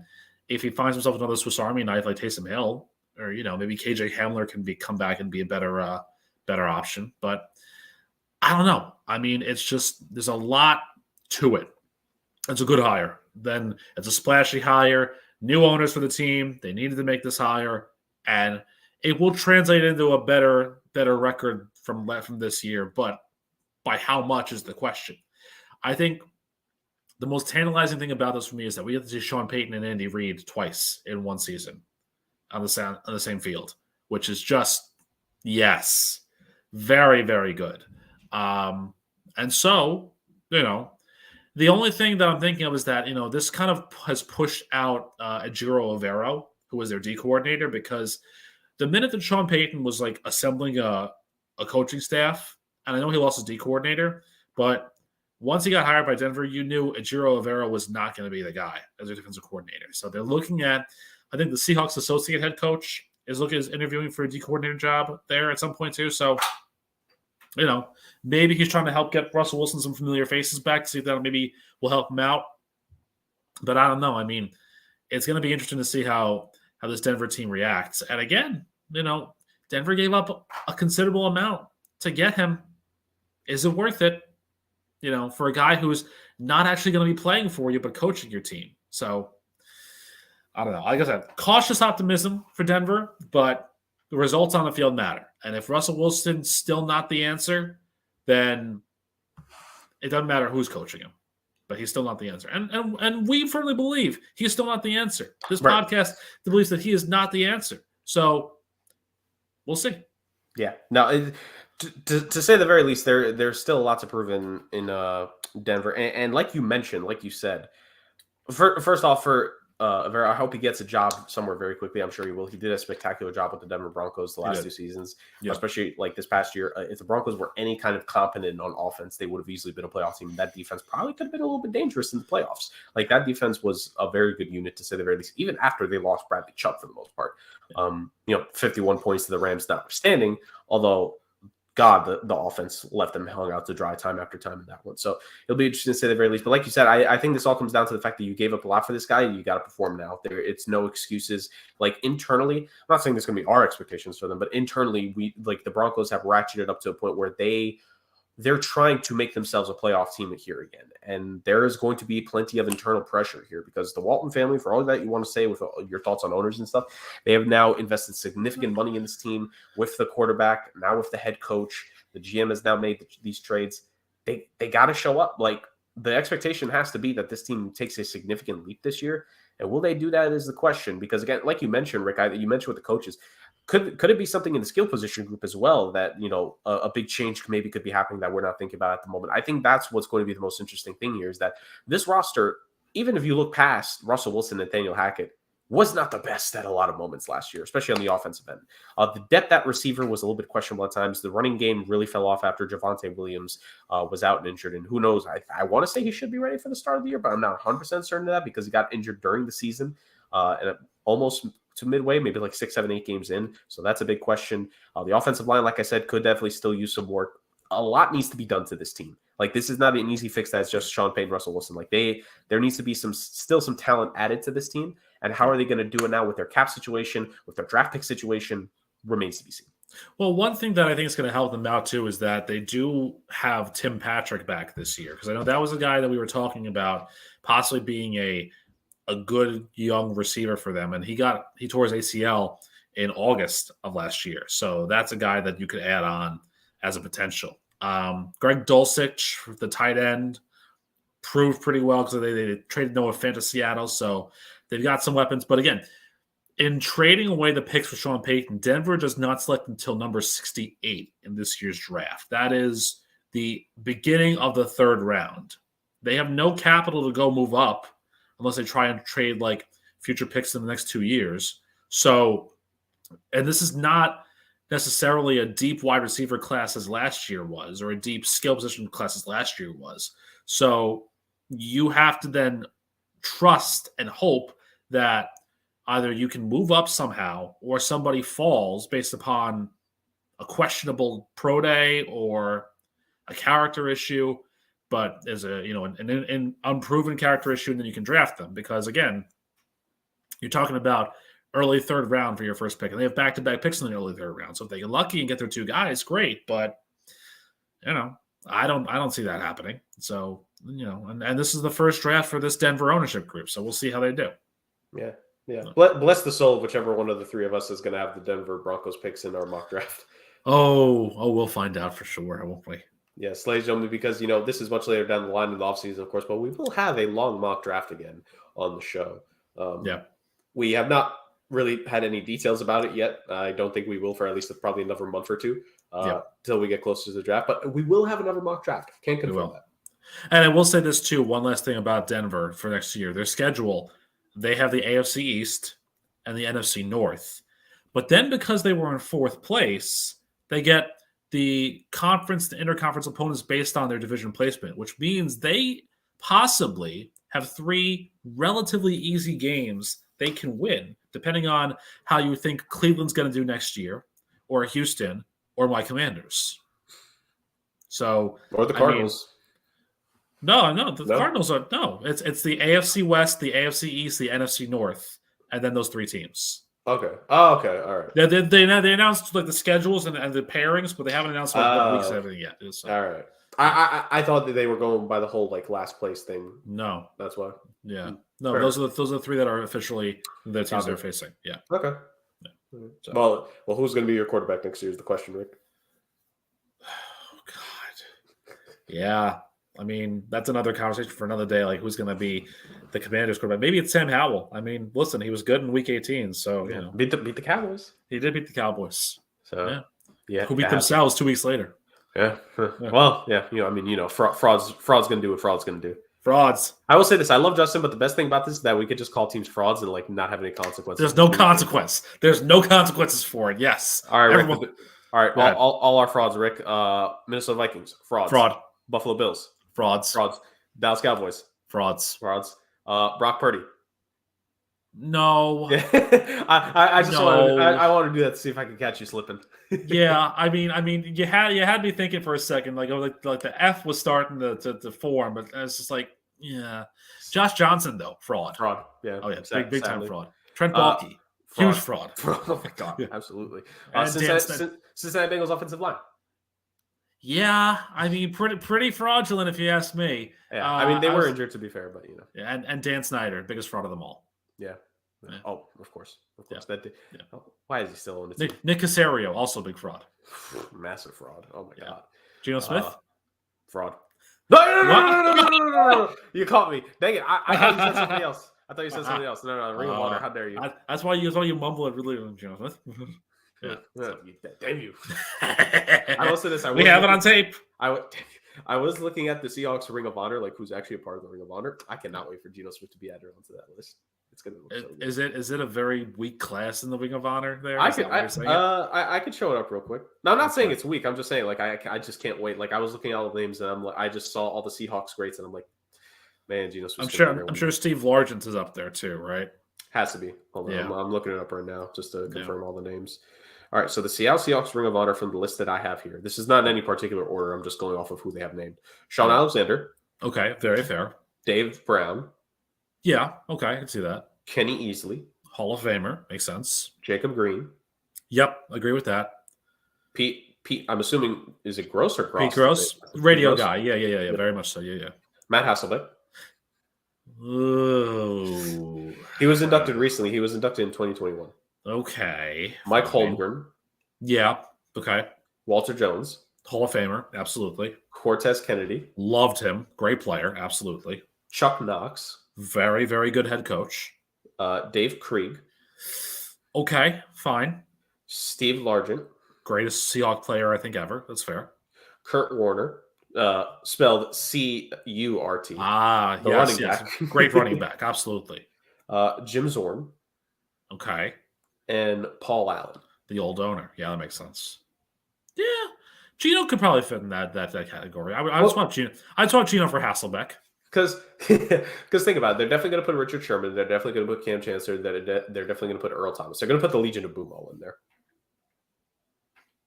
Bobby Wagner. Well, I mean, do you think he's going to go in now that he's on another? Yeah, he was there for the majority of his career, and he made 7 Pro Bowls or 8 Pro Bowls when he was there, and a bunch of All Pro teams, won a Super Bowl. He's got to be on there. What about your main curse? NFC Championship game, you winning touchdown. Come on now. He nearly had the moment in the Super Bowl against the Patriots because, we forget Malcolm Butler. He had the game-winning interception, but he also had the tackle to stop Jermaine Kearse because it hit off his foot, and then he got it. And if Malcolm Butler had zero awareness, the Seahawks would have scored. Patriots. Think about this, Rick. The Patriots would have lost off the David Tyree catch. Yep. The Hakeem Nicks catch. Yep. And it would have been the Jermaine Kearse catch if they had lost that Super Bowl. And then the Philly special. Yep. It would have just been another play, but Malcolm Butler, we remember that for his. It reminds me. It's like perfect games in baseball. You boil down to one play that saved the game. Well, the Patriots Super Bowls, it boils down to one game that cost them everything. So, there you go. Basically, yeah. The plays that cost them going 10-0, which God, how insufferable Patriots fans would be if they actually went 10-0. Oh my God. Technically 9-0 because Brady was only there for 9, but still, it would have been crazy to say the least. But yeah, that's a pretty solid class right there. And I believe so. If I'm reading this list properly, the first ever member of the Seahawks Ring of Honor was Steve Largent, from what I'm seeing. They inducted him immediately. As they should have. I mean, you once talked about the guy who saved Seattle football. That was Steve Largent, absolutely. I mean, incredible player. Really, really incredible player. And a really, really good guy, too. I think it was man of the year and his second to last year in the league. But incredible player. Really good guy. Yeah. So as we go from frauds and Ring of Honor, Rick, we've done a lot of random stuff this episode. We have. And we are about to head into the final portion here, which is, we talk about chaos. So yes, we have, from my trivia questions that devolved into the conversations that we had surrounding that, we talked about 5,000-yard passing season. We talked about running backs and receiving touchdowns. We talked about championship games. We've talked about, Subway sandwiches of various NFL players and particularly with Marshawn, former NFL players. We just went through frauds. We had Justin not on the show, then we had him on the show. We had a mind-blowing fact that we didn't think we were going to have. Yep. We've had it all this episode. So before we get to the rant podium, I think there's one thing we need to have here for the hell of it.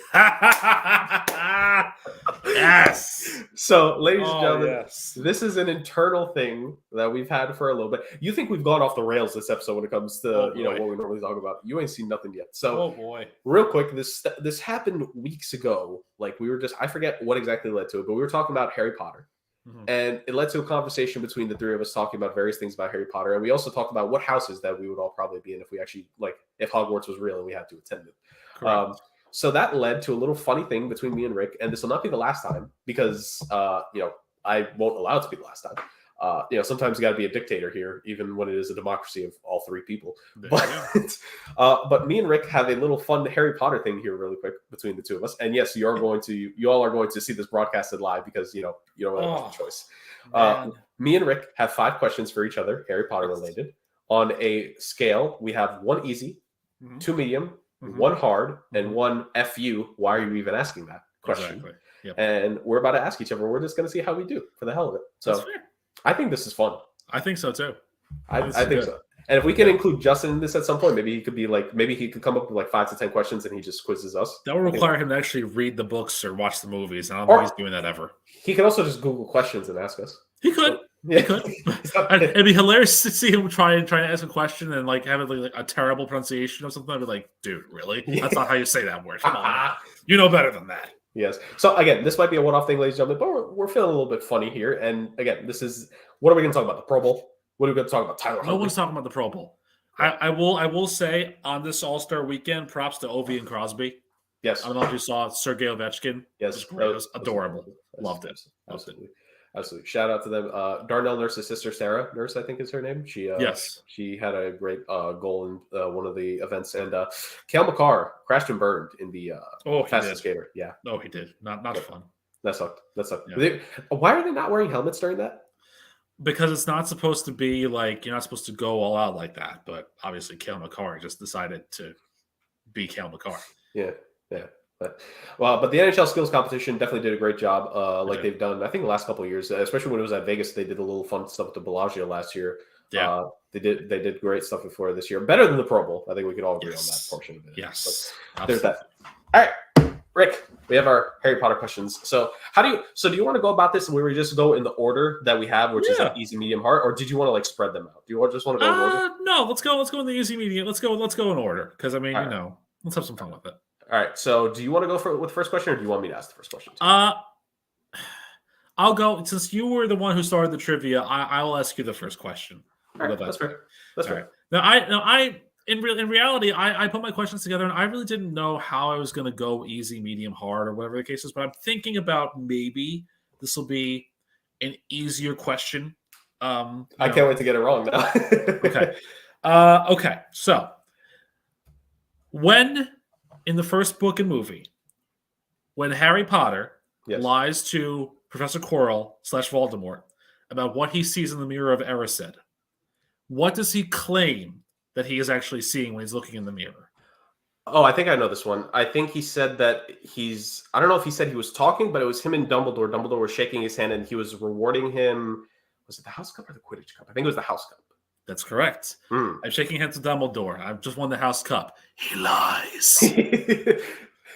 Can I just say, yeah, pre-6th movie, outstanding casting and work with Voldemort. Yes. I don't know why in the 6th movie, like I know it's different directors, but the guy that they had as the actor in the 2nd movie for young Voldemort, why didn't they just bring him back in the 6th movie? Because I think was the ages different? Like when did he ask Slughorn? Like that's my sticking point.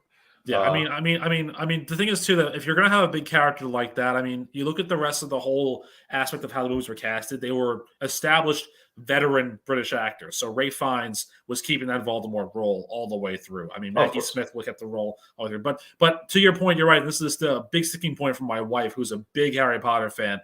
David Yates ruined the Harry Potter movie franchise, according to her, which is an accurate statement. Oh my God, hates 5, 6, 7, and 8 because David Yates trashed the series after that. And this is a woman, by the way, who reads the books every Christmas. All covered. Right, I think you mentioned this. Yeah, it's her tradition, right? Yeah. So if anybody knows about the books and the movies and ruining the franchise, she would know. And David Yates did not do a good job. So, all right, cool. So this is my question one. This is my easy question. This one is going to require a little bit more out of you, Rick, in terms of your answer. But like again, I put this as easy because at least I think between the two of us, I think this is easy. Yes. Can you name all the Horcruxes that Voldemort created? You know, it's hilarious. I had a question similar to this for you. Yeah. Okay. All right. Because I went a little easier though. I said name 3 of the 7. I was gonna give you an out. Okay. No, if you want, you can name only 5 of them then, if that makes it easy for you. Oh, 5 of them. Okay. Well, Tom Riddle's diary was number 1. That was destroyed in the second one. Yep. There was a ring. I think was it the Resurrection Stone ring? I think. So what? I'll give you that. It's technically the Gaunt family ring. Okay, yeah, that makes sense. Because his mother was Gaunt. So. Right. Salazar Slytherin's locket. Yes, was there. The cup of Helga Hufflepuff, I think it was. Yes. Godric Gryffindor's. No, wasn't that. I love the distant no. Wasn't that? No, because I'm thinking about everybody that had something. Like Gryffindor's sword was in the 7th one, but it wasn't the big thing. Harry Potter was obviously a Horcrux. Yes. Was obviously one. It was Ravenclaw. It was Ravenclaw's diadem, I think it is. Yes. Um, There's one more you're missing. I mean, you've already answered the question, but was it? Oh no, that's why I'm thinking about it. No, about Gryffindor's sword. It was Nagini. It was the snake. Yes, it was a snake. Okay, that makes sense. Okay, yeah, I didn't think they were tied in together, but I wasn't 100% certain of why. Isn't it truly poetic that the sword of Godric not only does it take the Horcrux out of Slytherin's locket, but also just it kills a snake, which was the mascot of Slytherin. So, I mean, listen, there's symmetry. Phenomenal. Such that storytelling I liked about it, but again, it had to be Neville of all people. Had to be Neville. I'm glad he got his moment. I'm glad too. Like he got his start from the first one when he got the 10 points to win the House Cup, and then there you go, and the second one. And actually, that ties into my second question for you. Let's do it. At the end of the first book and movie, so Gryffindor, as we just mentioned, thanks to Neville Longbottom's 10 points, won the House Cup. Yes. That win broke a winning streak in Hogwarts. Right. How many years?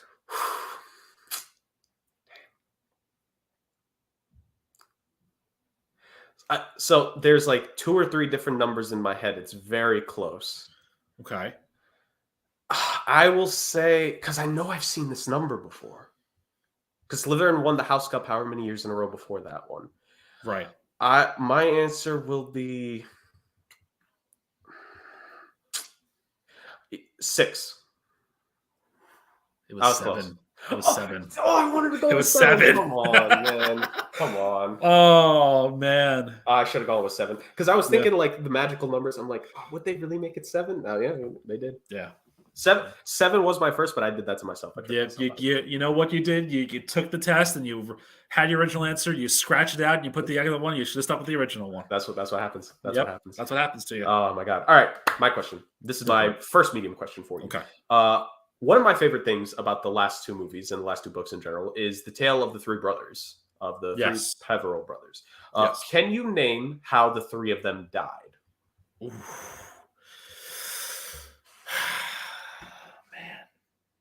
See, this is why I wish I paid attention a lot more. I'll say this. If you can't remember the names, you could go with older, middle, and younger brother as the description. I'm not expecting you to remember their names if you don't, so don't worry. Okay. This is why I wish I paid attention more in the seventh movie because this was a trickier one. The eldest one of the 3 brothers traveled to a village. There was a village where there was a quarrel that happened. It was a wizard that he had quarreled land with him, and then they dueled. And the eldest brother seemingly won the duel. But then there was another wizard that came in later and killed the eldest brother. So that, I think, is how the eldest one died. I don't remember his name, but that's how the eldest one died. I'll tell you at the end. You could keep going. Okay. The second brother, he committed suicide. Very Romeo and Juliet style because there was a girl that he loved and they were separated. And she was dead already, but she hadn't returned, but he thought he had seen her. So he committed suicide. He hung himself so that he could join her for perpetuity. And that's when death took the second one for and then the third one, I didn't think the third one died like the other 2. This is going to be really anticlimactic if his Wi-Fi really cut out during this.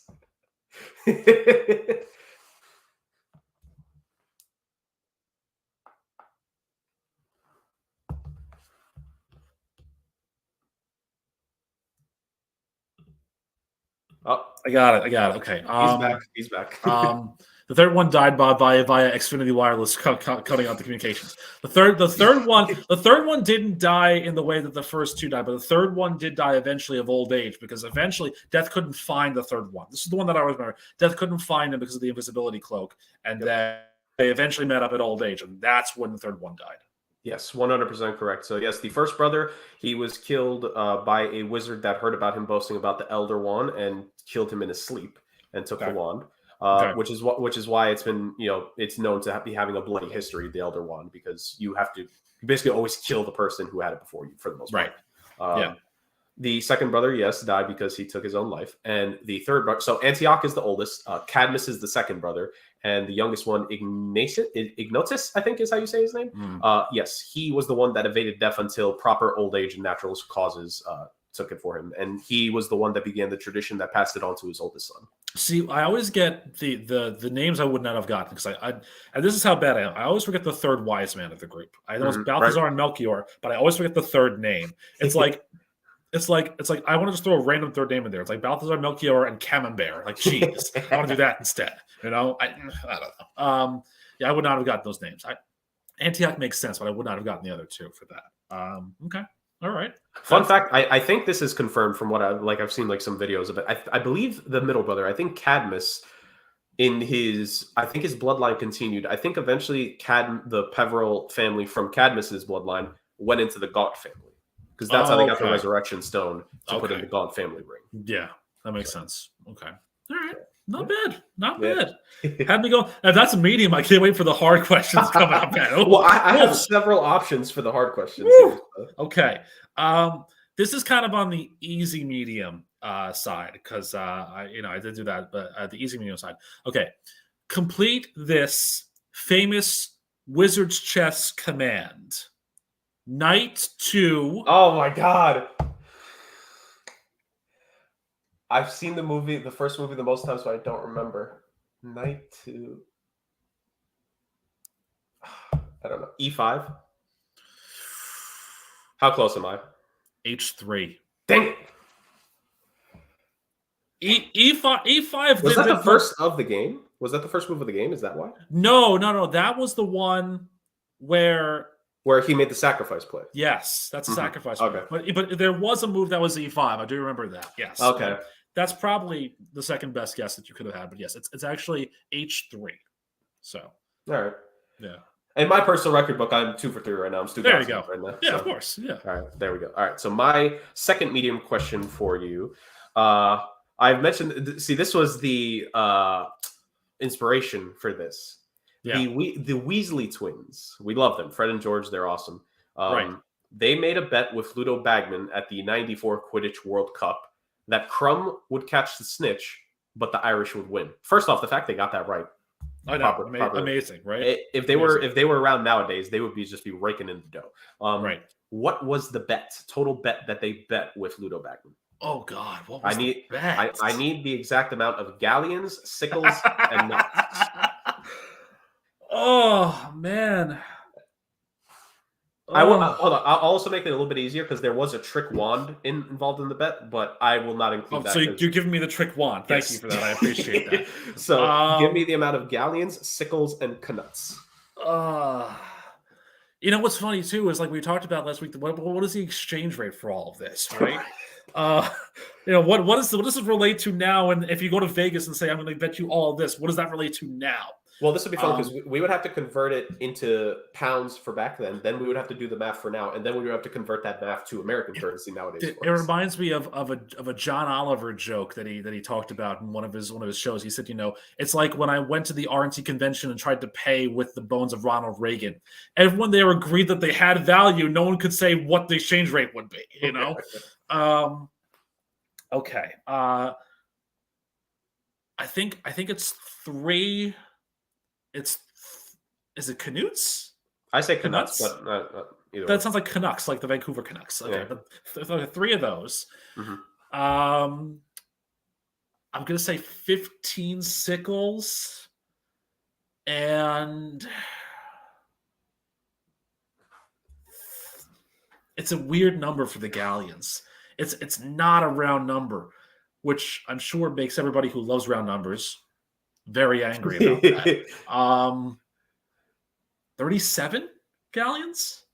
You're correct. Yes. It was 37 galleons, 15 sickles, 3 knuts, and a trick wand for the that's a bet, man. That is a bet and a half. And they won it, and they didn't get it back because that scumbag paid them in leprechaun gold. Oh, yeah. Because the drawback with leprechaun gold, it eventually disappears after, I think, an hour or 2. So. There you go. Okay. Well, listen, it's all good there. Okay. Let's see. Which one's the hard and which one's the why you asked me this question? I'm trying to think. I'm sure both of them are in some way. Okay. And actually, I did test this out on my wife to see how good the questions were, and they were approved, thank goodness. So, okay. So let's go for your hard question. Again, and this might be easier because this one came out a lot more recently, but let's go to movie 5 for your hard question. So this is the Order of the Phoenix. Order of the Phoenix, yes. Name every position held by Dolores Umbridge in the 5th movie. Can I get the number of positions he eventually holds? 3. Okay, so three positions held by Umbridge. So she is Madam Undersecretary to Minister of Magic, Cornelius. Okay, so even before, so that's correct, but we're going at Hogwarts specifically. Oh, just specifically Hogwarts. At Hogwarts, okay. Yes. So she is she becomes Defense Against the Dark Arts professor / teacher. Is that one of them? That's number 1. She becomes I forget if it was which word comes before. She's the Inquisitor of educational decrees or just education in general. It's either Grand or High Inquisitor. I know. I'll give you. It is High Inquisitor, so I'll give you that. Yes. I would have gone High Inquisitor. Yes. Yeah. Of course. And the last one. See, I know she sacks Dumbledore because Dumbledore does leave for a little bit, but is she technically made headmistress? I don't know, but I guess she would have because. I mean, I know she leads the little ragtag group that they create to go against the DA, the Inquisitorial Squad. I know she creates that, but I wouldn't. That doesn't she is the creator in the squad. That's not one of them, I assume. No. I guess this is the only guess I can make. That I guess she becomes acting headmistress of Hogwarts. That's the only other one I could think of. I got it. You got it. Yes. Defense Against the Dark Arts. Which, by the way, Defense Against the Dark Arts is a cursed thing. Was it one professor a year for all 7 years we see it in? So what it is that Voldemort went twice to interview for the position. One when Dippet was still the headmaster. Yep. And Dippet just told him to come back when he was a little bit older. Yep. Which back then he was actually saying, he was like, all right, that's fair. And then he came back when Dumbledore became headmaster, and he thought Dumbledore would have given it to him. But Dumbledore said he just refused to give it to him. And that's when he put the curse on the position that every single Defense Against the Dark Arts professor would only last for 1 year. Which one of the set? Which one was your favorite one of the group? Of the ones that we saw, easily Lupin for me personally. Lupin. Oh yeah. And this is a personal thing. I love the idea of because Lupin as the third member of the Marauders, because we know that Scumbag Pettigrew is 4th in our books. Of course. We know James and Sirius, but I really love Lupin. I wish the films would have given him a little bit more of a role because I think him as a character is just so interesting, and the emotional turmoil that he would have gone through after the deaths of James and Lily, and Sirius being one of his closest friends, and he thought for that whole time that Sirius betrayed them. I would have loved. This is one of the reasons why so many people clamor for a Marauder series, because I would love to see how much they actually grew up with one another and all the sacrifices they made for each other. It's not a bad idea. It really isn't. I think that would be very fun to watch. I think what you're seeing now with the Lord of the Rings series that are coming out, especially on Apple TV or whatever it is, there's a lot of capabilities for these series to come out and to be canon or even non-canon. I mean, if you think about Star Wars, Rogue One was the best of the episode movies, I think.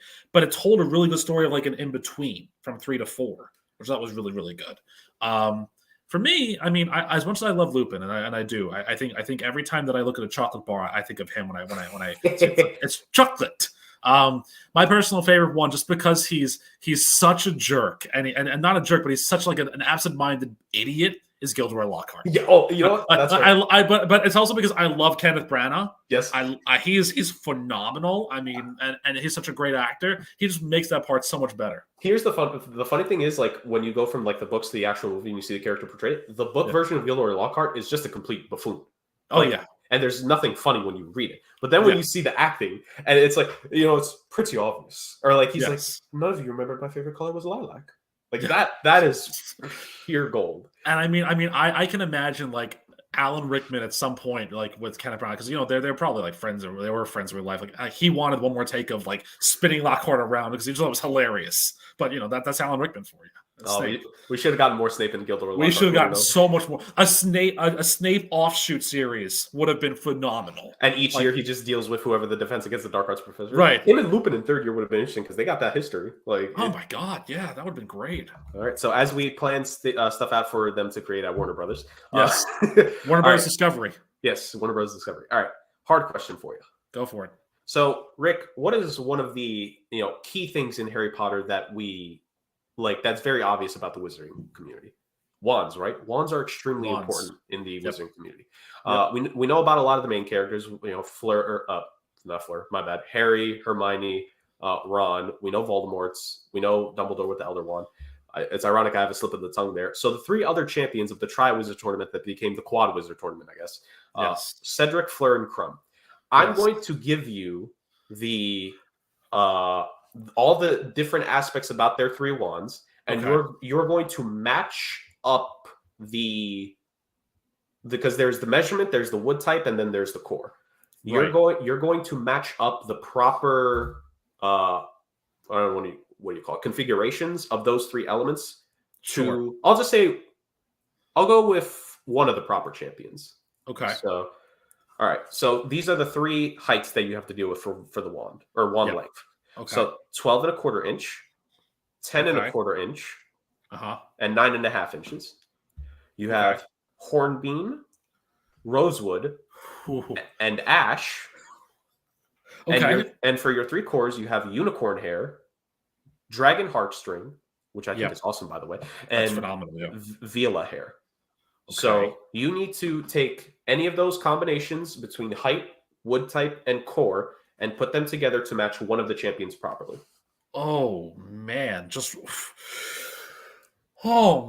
is tricky. See, this would have been the last one if I made you do all three, but I thought that was a little bit much, so I just need you to match one of the champions properly.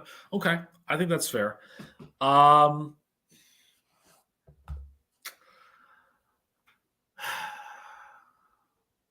go Fleur. I'll go Fleur Delacour's wand. Rosewood, definitely. Remind me again of the measurements. The measurements. 12 and a quarter inch, 10 and a quarter inch, and 9.5 inches. See, I don't like this because I think this is kind of a little sexist in a way, but I think they're going to give the smaller ones, so the 9 and a quarter, 9.5. Was it 9 and a quarter? You said 9.5. 9.5. They're 9.5. Okay, so 9.5 rosewood, and then the cores. What were the cores again? Unicorn hair, dragon heartstring, and Viola hair. The only one that I don't really understand is the Viola hair. See, but would that make the most sense for her? I don't know. This is the Jerick McKinnon thing all over again. Right? This is how we started the show. We're going to end the show the same way. I'll go with Viola hair. 9.5 rosewood Viola hair for Delacour. You are correct, my friend. Yes. Okay. Yes, she had 9.5 inches rosewood with Viola hair. Woo! Do you want to do you want to take a stab at the other two just for that? I don't. So the other two were Cedric was 12 and a quarter inch ash with unicorn hair. And Crumb was 10 and a quarter inch hornbeam and dragon heartstrings. See, I would have flipped the measurements for Diggory and Crumb. I would have thought that Crumb had a longer wand, but I would have flipped those two. See, that's why I wasn't confident in that. Flora, I had a little bit of a better understanding of, but yeah, the Viola hair threw me for a loop. Also worth noting, ladies and gentlemen, including the NFL trivia from earlier, Rick is still perfect today. Thank you very much. There we go. All right, I have one more question left on mine, and it's. I don't think it's going to be the why am I asking this question, but there were a lot of questions that you had that I was going to have as well, so I had to kind of shake around a lot of different things that I was doing. So yeah, we'll play it out better next time. Yeah, it's okay. All right, so it's back to the Tri-Wizard tournament for you. Okay. I want you to name and spell the other schools that are in the Tri-Wizard tournament. Okay, so we have Dumstrung and Beauxbatons. Okay. I thought you were going to make me wrong immediately. No, I know it's those two. Well, no, okay, yes, it's those two, but I'm saying keep going. No, spell them. All right, give me a second. Okay. All right, this is my guess with Bo Battens. Let me spell both of them, and then you can tell me if I'm right or wrong. Sure, go ahead. So Bo Battens, I think, is Beautons. Okay. And with Dumbstrung. See, I've seen Dumbstrung and Dumbstrang with the pronunciation, but it's Dumstr.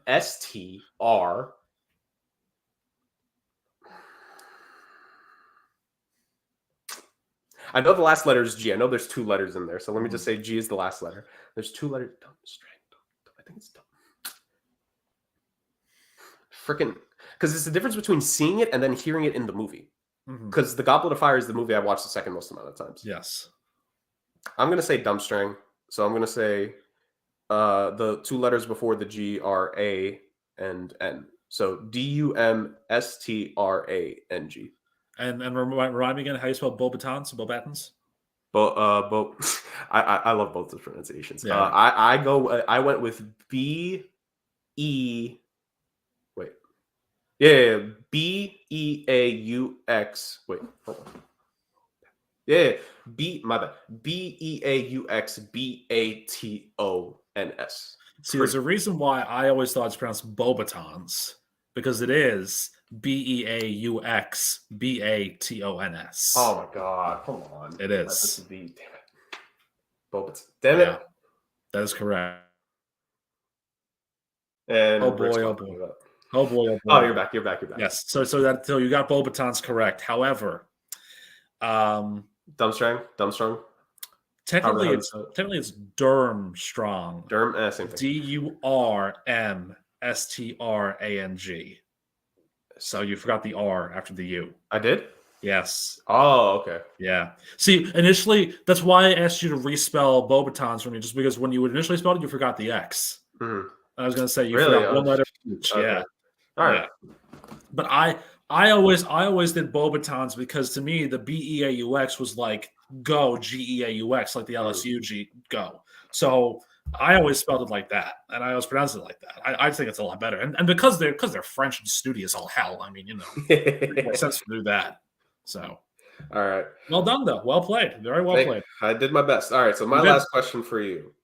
See, this is tough because your last one, because of the questions we had, it wasn't as hard. So I kind of want to give you the easier of what I have left. Yeah, but you know what? Asking you to spell it was just like, why are you asking me to spell this? Yeah, that's true. So I kind of got a little greedy with that. All right, I'm gonna go with this one because I don't think you'll get the hardest one I have on the list. So I'm gonna give you what I think would be either the second or the third hardest one.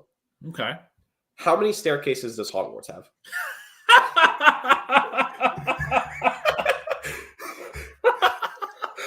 Oh my god. You know what's funny too? Like, so I have a bit of a cheat here in a way. It's not really a cheat, but I have a bit of a cheat here. So I play the game. I play the game on my phone. Mm-hmm. And in some of the objectives that you have questions that come up that they ask you questions like this. And this was one of them? This was one of them. Oh, wow. And if I'm correct about this, it also ties in because when I worked at the Merchant Marine Academy a couple months ago, they had a memorial, and the number was so similar to this right now. I think it's 142. And the reason why I'm saying that, there was a 142 War Memorial. That's like their big battle standard now is 142. And when I saw that number, I did think it was right. And I initially guessed incorrectly. And then it was the correct one. So I think it's 142. You're correct. Yes. Boom.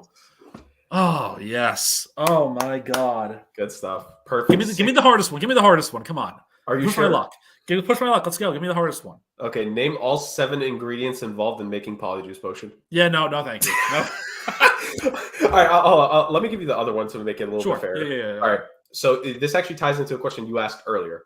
Okay. To an extent. So you mentioned the first movie at the end, the way that Gryffindor wins because of all the extra points via Ron, Hermione, Harry, and good old Neville at the end. Yes. What was the final score that Gryffindor won by? Oh. I'm not, because we know they won by 10, but what was like the score total? Oh God, yeah. between them and Slytherin. No, see that I would not have gotten. I knew they were. It was what was it? It was 50, 50, 60, and then 10. Yep. So that was 170 points behind to then win by 10. No, I would not have gotten that to save my life. Yeah. Do you want to just throw out two numbers to guess? For whatever reason, the number 1694 is coming to my brain, so I'm going to say 1694 to 1684. Not that it means anything. That would be impressive if they actually gave out that many points in general for a year. No, the final ironically score, in the game they do. Oh, I'm not surprised. Oh yeah. The final score was 482 to 472, Gryffindor over Slytherin. Okay. Yes. Poor Hufflepuff. Yeah. You know, it's funny because Gryffindor was last place going into that, and then Dumbledore's like, hold on about that. Well, you know, when you let a troll run loose into the whole thing, and you're breaking all these rules, of course you're going to be in last place. Like Then there's Dumbledore, Richard Harris coming right through in the clutch. It inspired all the memes where it's like, I'm sure you've seen a picture where it's like the first year and it's like, Harry's group in first year and Dumbledore. It's like, hey Harry, I like your glasses. 10 points to Gryffindor. Yeah, like, right. But I haven't been sorted yet. Yeah, doesn't matter. 10 points to Gryffindor. Yeah, you're still. I know where you're going with it. Oh man, that's awful. That's something that just doesn't make any sense, but it's the most hilarious thing ever. But it's just like all that, and that's another thing too that my wife does not like Michael Gambon. Really, just not like Michael Gambon as Dumbledore. See, I will say this: if you're somebody, we're really going off the deep end here. We are. If you are someone who buys into the darker, trends toward the darker thoughts on what Dumbledore was doing behind the scenes, especially regarding Harry's life, I imagine Michael Gambon's Dumbledore over Richard Harris's Dumbledore. And towards the end, yes, but in the very beginning, I thought Richard Harris's Dumbledore made a lot more sense. So it's more the caretaking. But you're right. The darker turn that took, I could see it. Not just the darker turn. I'm talking about the theories. Because people make their fears. If you think that Dumbledore behind the scenes really just controlled Harry's life from the moment that Voldemort's attack failed, then I see Michael Gambon's Dumbledore being the one, not the Richard Harris Dumbledore. You know what I mean? In terms of being more I don't want to say evil, but misguided and putting this kid in the worst possible situation. Little tougher, a little more difficult. Yeah, exactly. I'd understand that part too. Yeah, and I mean the tone just took a totally darker. In the last 5 books and all that, so it makes sense to go a little darker. But I have a soft spot for Richard Harris. I loved his portrayal of it. Well, I think if he had been there the whole time, he would have been Dumbledore the whole time. This is one of those cases where. Yeah, I mean it's just great, and you know what I don't give her enough props, but Helena Bonham Carter was. As Bellatrix was just the perfect casting. When I saw that was the casting, I was like, oh God, where's Tim Burton? Because you know how there are some directors that always have someone intrinsically linked to them. They're acting like Wes Anderson's movies always have Bill Murray in them somehow, or Adrian Brody. Woody Allen in the very beginning was working with Scarlett Johansson for a bit. Helena Bonham Carter, Tim Burton. They're always linked. Sweeney Todd, Helena Bonham Carter, Tim Burton. It just made sense. So I was wondering why Tim Burton wasn't directing it. So I was like, really, guys? Come on. Or have some producing role or some credits or some kind. But Indeed. But hey, at the end of the day, all that matters is that Rick went perfect today in trivia. Ugh. Get me a Powerball ticket now, man. I will try my luck at that next. Why not? Well, we won't get you that on air, but what we will have on air to finally end the show, ladies and gentlemen, this is full chaos at this point. We got a rant podium for the people. So Rick, take us home. We went half an hour on Harry Potter, man. This is the greatest show I think we've ever had. Oh, we need more of that. We do. I would argue this is the second best segment we've ever had. Second only behind the Twice the Night Before Christmas. Yeah. Yes. Yeah, we try. We're trying to reinvent the wheel every week, basically here. Okay, so I thought about this, initially. I think my rant podium's getting a little stale. I think that essentially all I'm doing is repeating news stories that are stupid and weird. And so, I thought to myself, well, maybe, I should try and go a little more back in the old man, from the rocking chair on the porch ranting at everybody. But I do have a couple of stories that I do want to mention. And that's why when Justin's not around, fans, it's the top 5 on your rant podium. Number 5 on this. I'm not sure if you heard about this, Jerk, but there's a renewed effort to make the Super Bowl Monday a national holiday in the United States. And I think it's it's got some traction to it. I think, but it's being presented by lawmakers from Tennessee. Now, you roll your eyes, yes, but here's my thing. How can you be the people to proclaim the Super Bowl Monday a holiday when your team has never won a Super Bowl, crushingly I know, but he never even hosted one to begin with? If this is coming from like California or Arizona, I'd say it makes sense. Why would they want to go back to work after all the traffic that's going to be going through there? The hotel workers have to have a little break. It makes sense. But Tennessee, you've never hosted a damn Super Bowl or won one, so why are you the ones pushing this law into legislature? It's stupid. Like, why? It's stupid. So that, I think, is my number 5. I was thinking about doing a few different other ones. There was the absent-minded father of the kid who ordered $1,000 worth of food on Grubhub, which is just more proof positive that the parenting is not an art for any mere mortal person. There was the, Belgium just got back into my good graces, but there was the Belgian couple that left their baby at an Israeli airport. That was just even. The Wi-Fi going out during the rant podium is not the best possible time for that, ladies and gentlemen. Well, if I may react, I will say this with Tennessee's new stadium, guys. This is what happens when I put Belgium into the bad graces, because they were talking about the Belgian couple left their baby at the Israeli airport. They got into your Wi-Fi.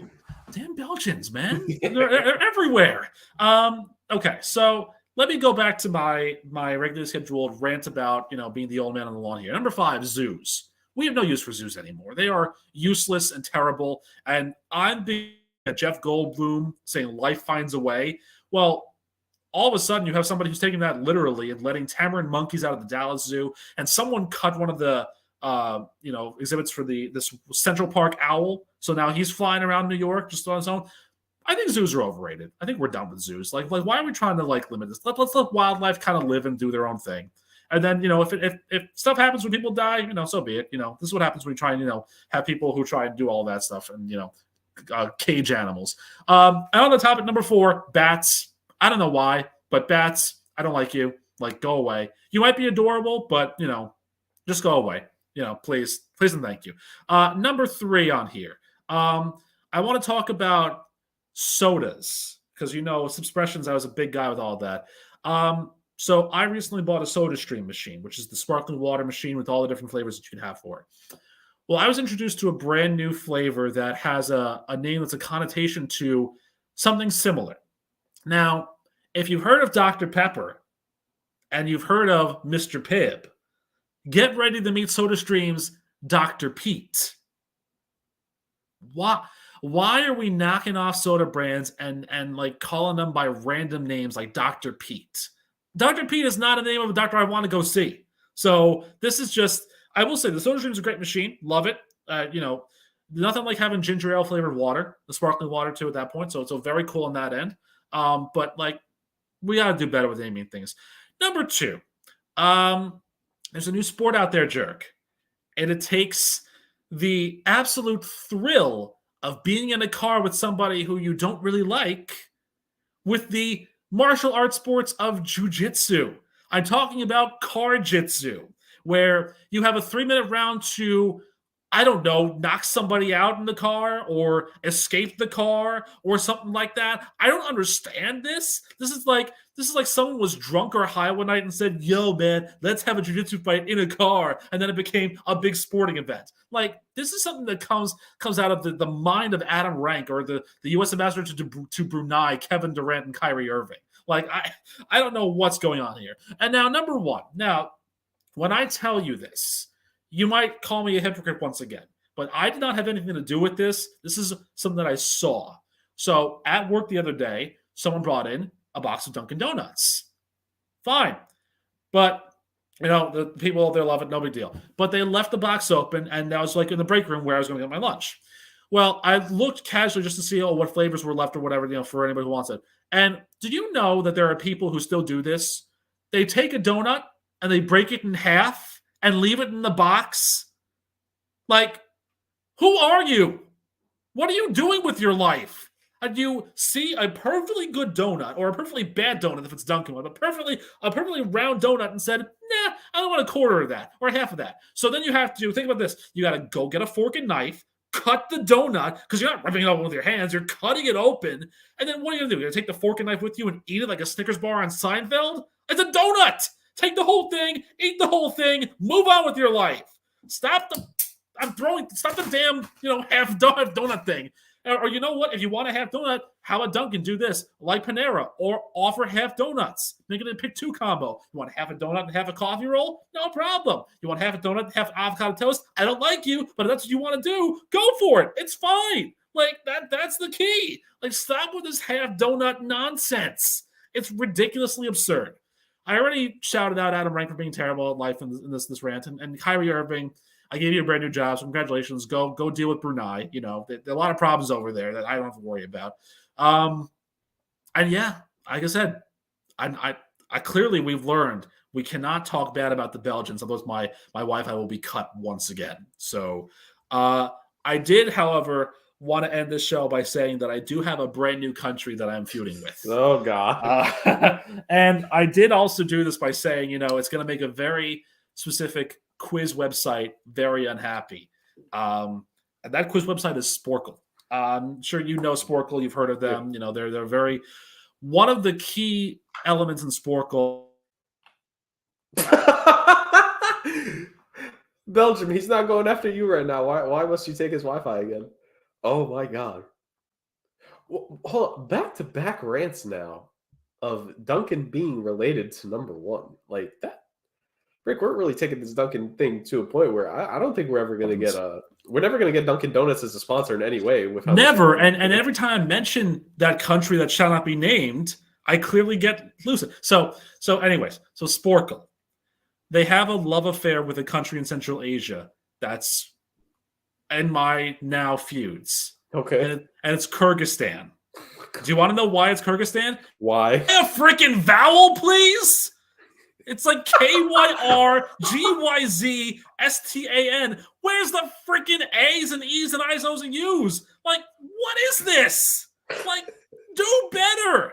Name yourself with vowels instead of giving me 95 million consonants, including the most Z's I've ever seen and Y's I've ever seen in the name. Boy,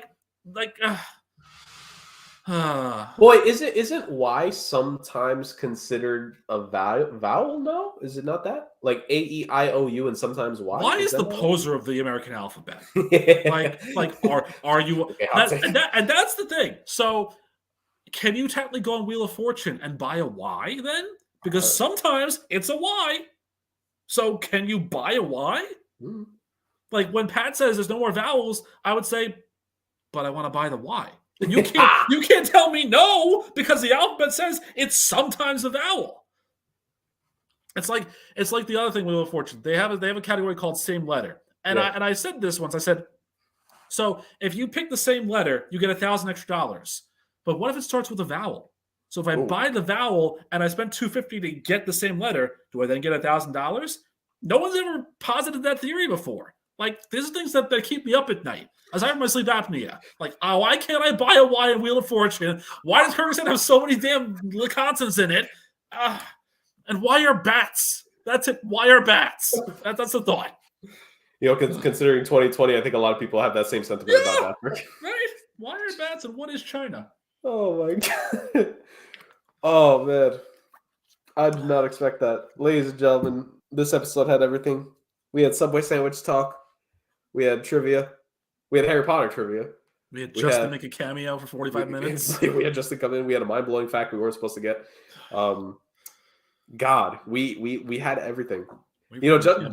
Justin joked about how we peaked on the twice the night before Answers. I think we just revived the show, Rick. I think we did. I think our Harry Potter conversation has saved everything. And we got to see what happens next week. Oh my God! So, ladies and gentlemen, if you are on the boat with us, which I hope you are at this point, we seal all of those. We seal all the holes on this boat with Flex Seal and Flex Tape and Gorilla Tape and Gorilla Glue and all that stuff. Yeah. We do our best to keep the show afloat. The show will continue to float, especially next week as the Super Bowl will be here. We will give our full matchup and analysis there. We're probably going to have like a little fun with the Super Bowl in terms of like us talking about Super Bowls of the past. We kind of have an idea of what we want to do, but we're going to fully flesh it out, and you guys will see the beautiful result. And of course, you will get our final predictions for the final game of the 2022-2023 NFL season. Who will be hosting up the Lombardi Trophy? That'll be next Sunday. Who are we going to predict for it? That'll be next Saturday. What I do know is we appreciate all of you for joining us here on the Sports Agents of Chaos podcast, where we always have a lot of fun. We talk a good bit of football, and we love to cause, different in this episode, normally just a little bit of chaos, although I think in this case, it was certainly a lot. Thank you all so much for joining us on this week's edition of the Sports Agents of Chaos podcast. All of you, enjoy the week. It's been cold recently, so I hope it gets warmer for all of you, especially in the Northeast. And guys, one more week, one more game. Let's have a time. Let's get through this week, and let's enjoy the Super Bowl next week all together. Thank you all. We'll see you guys next weekend.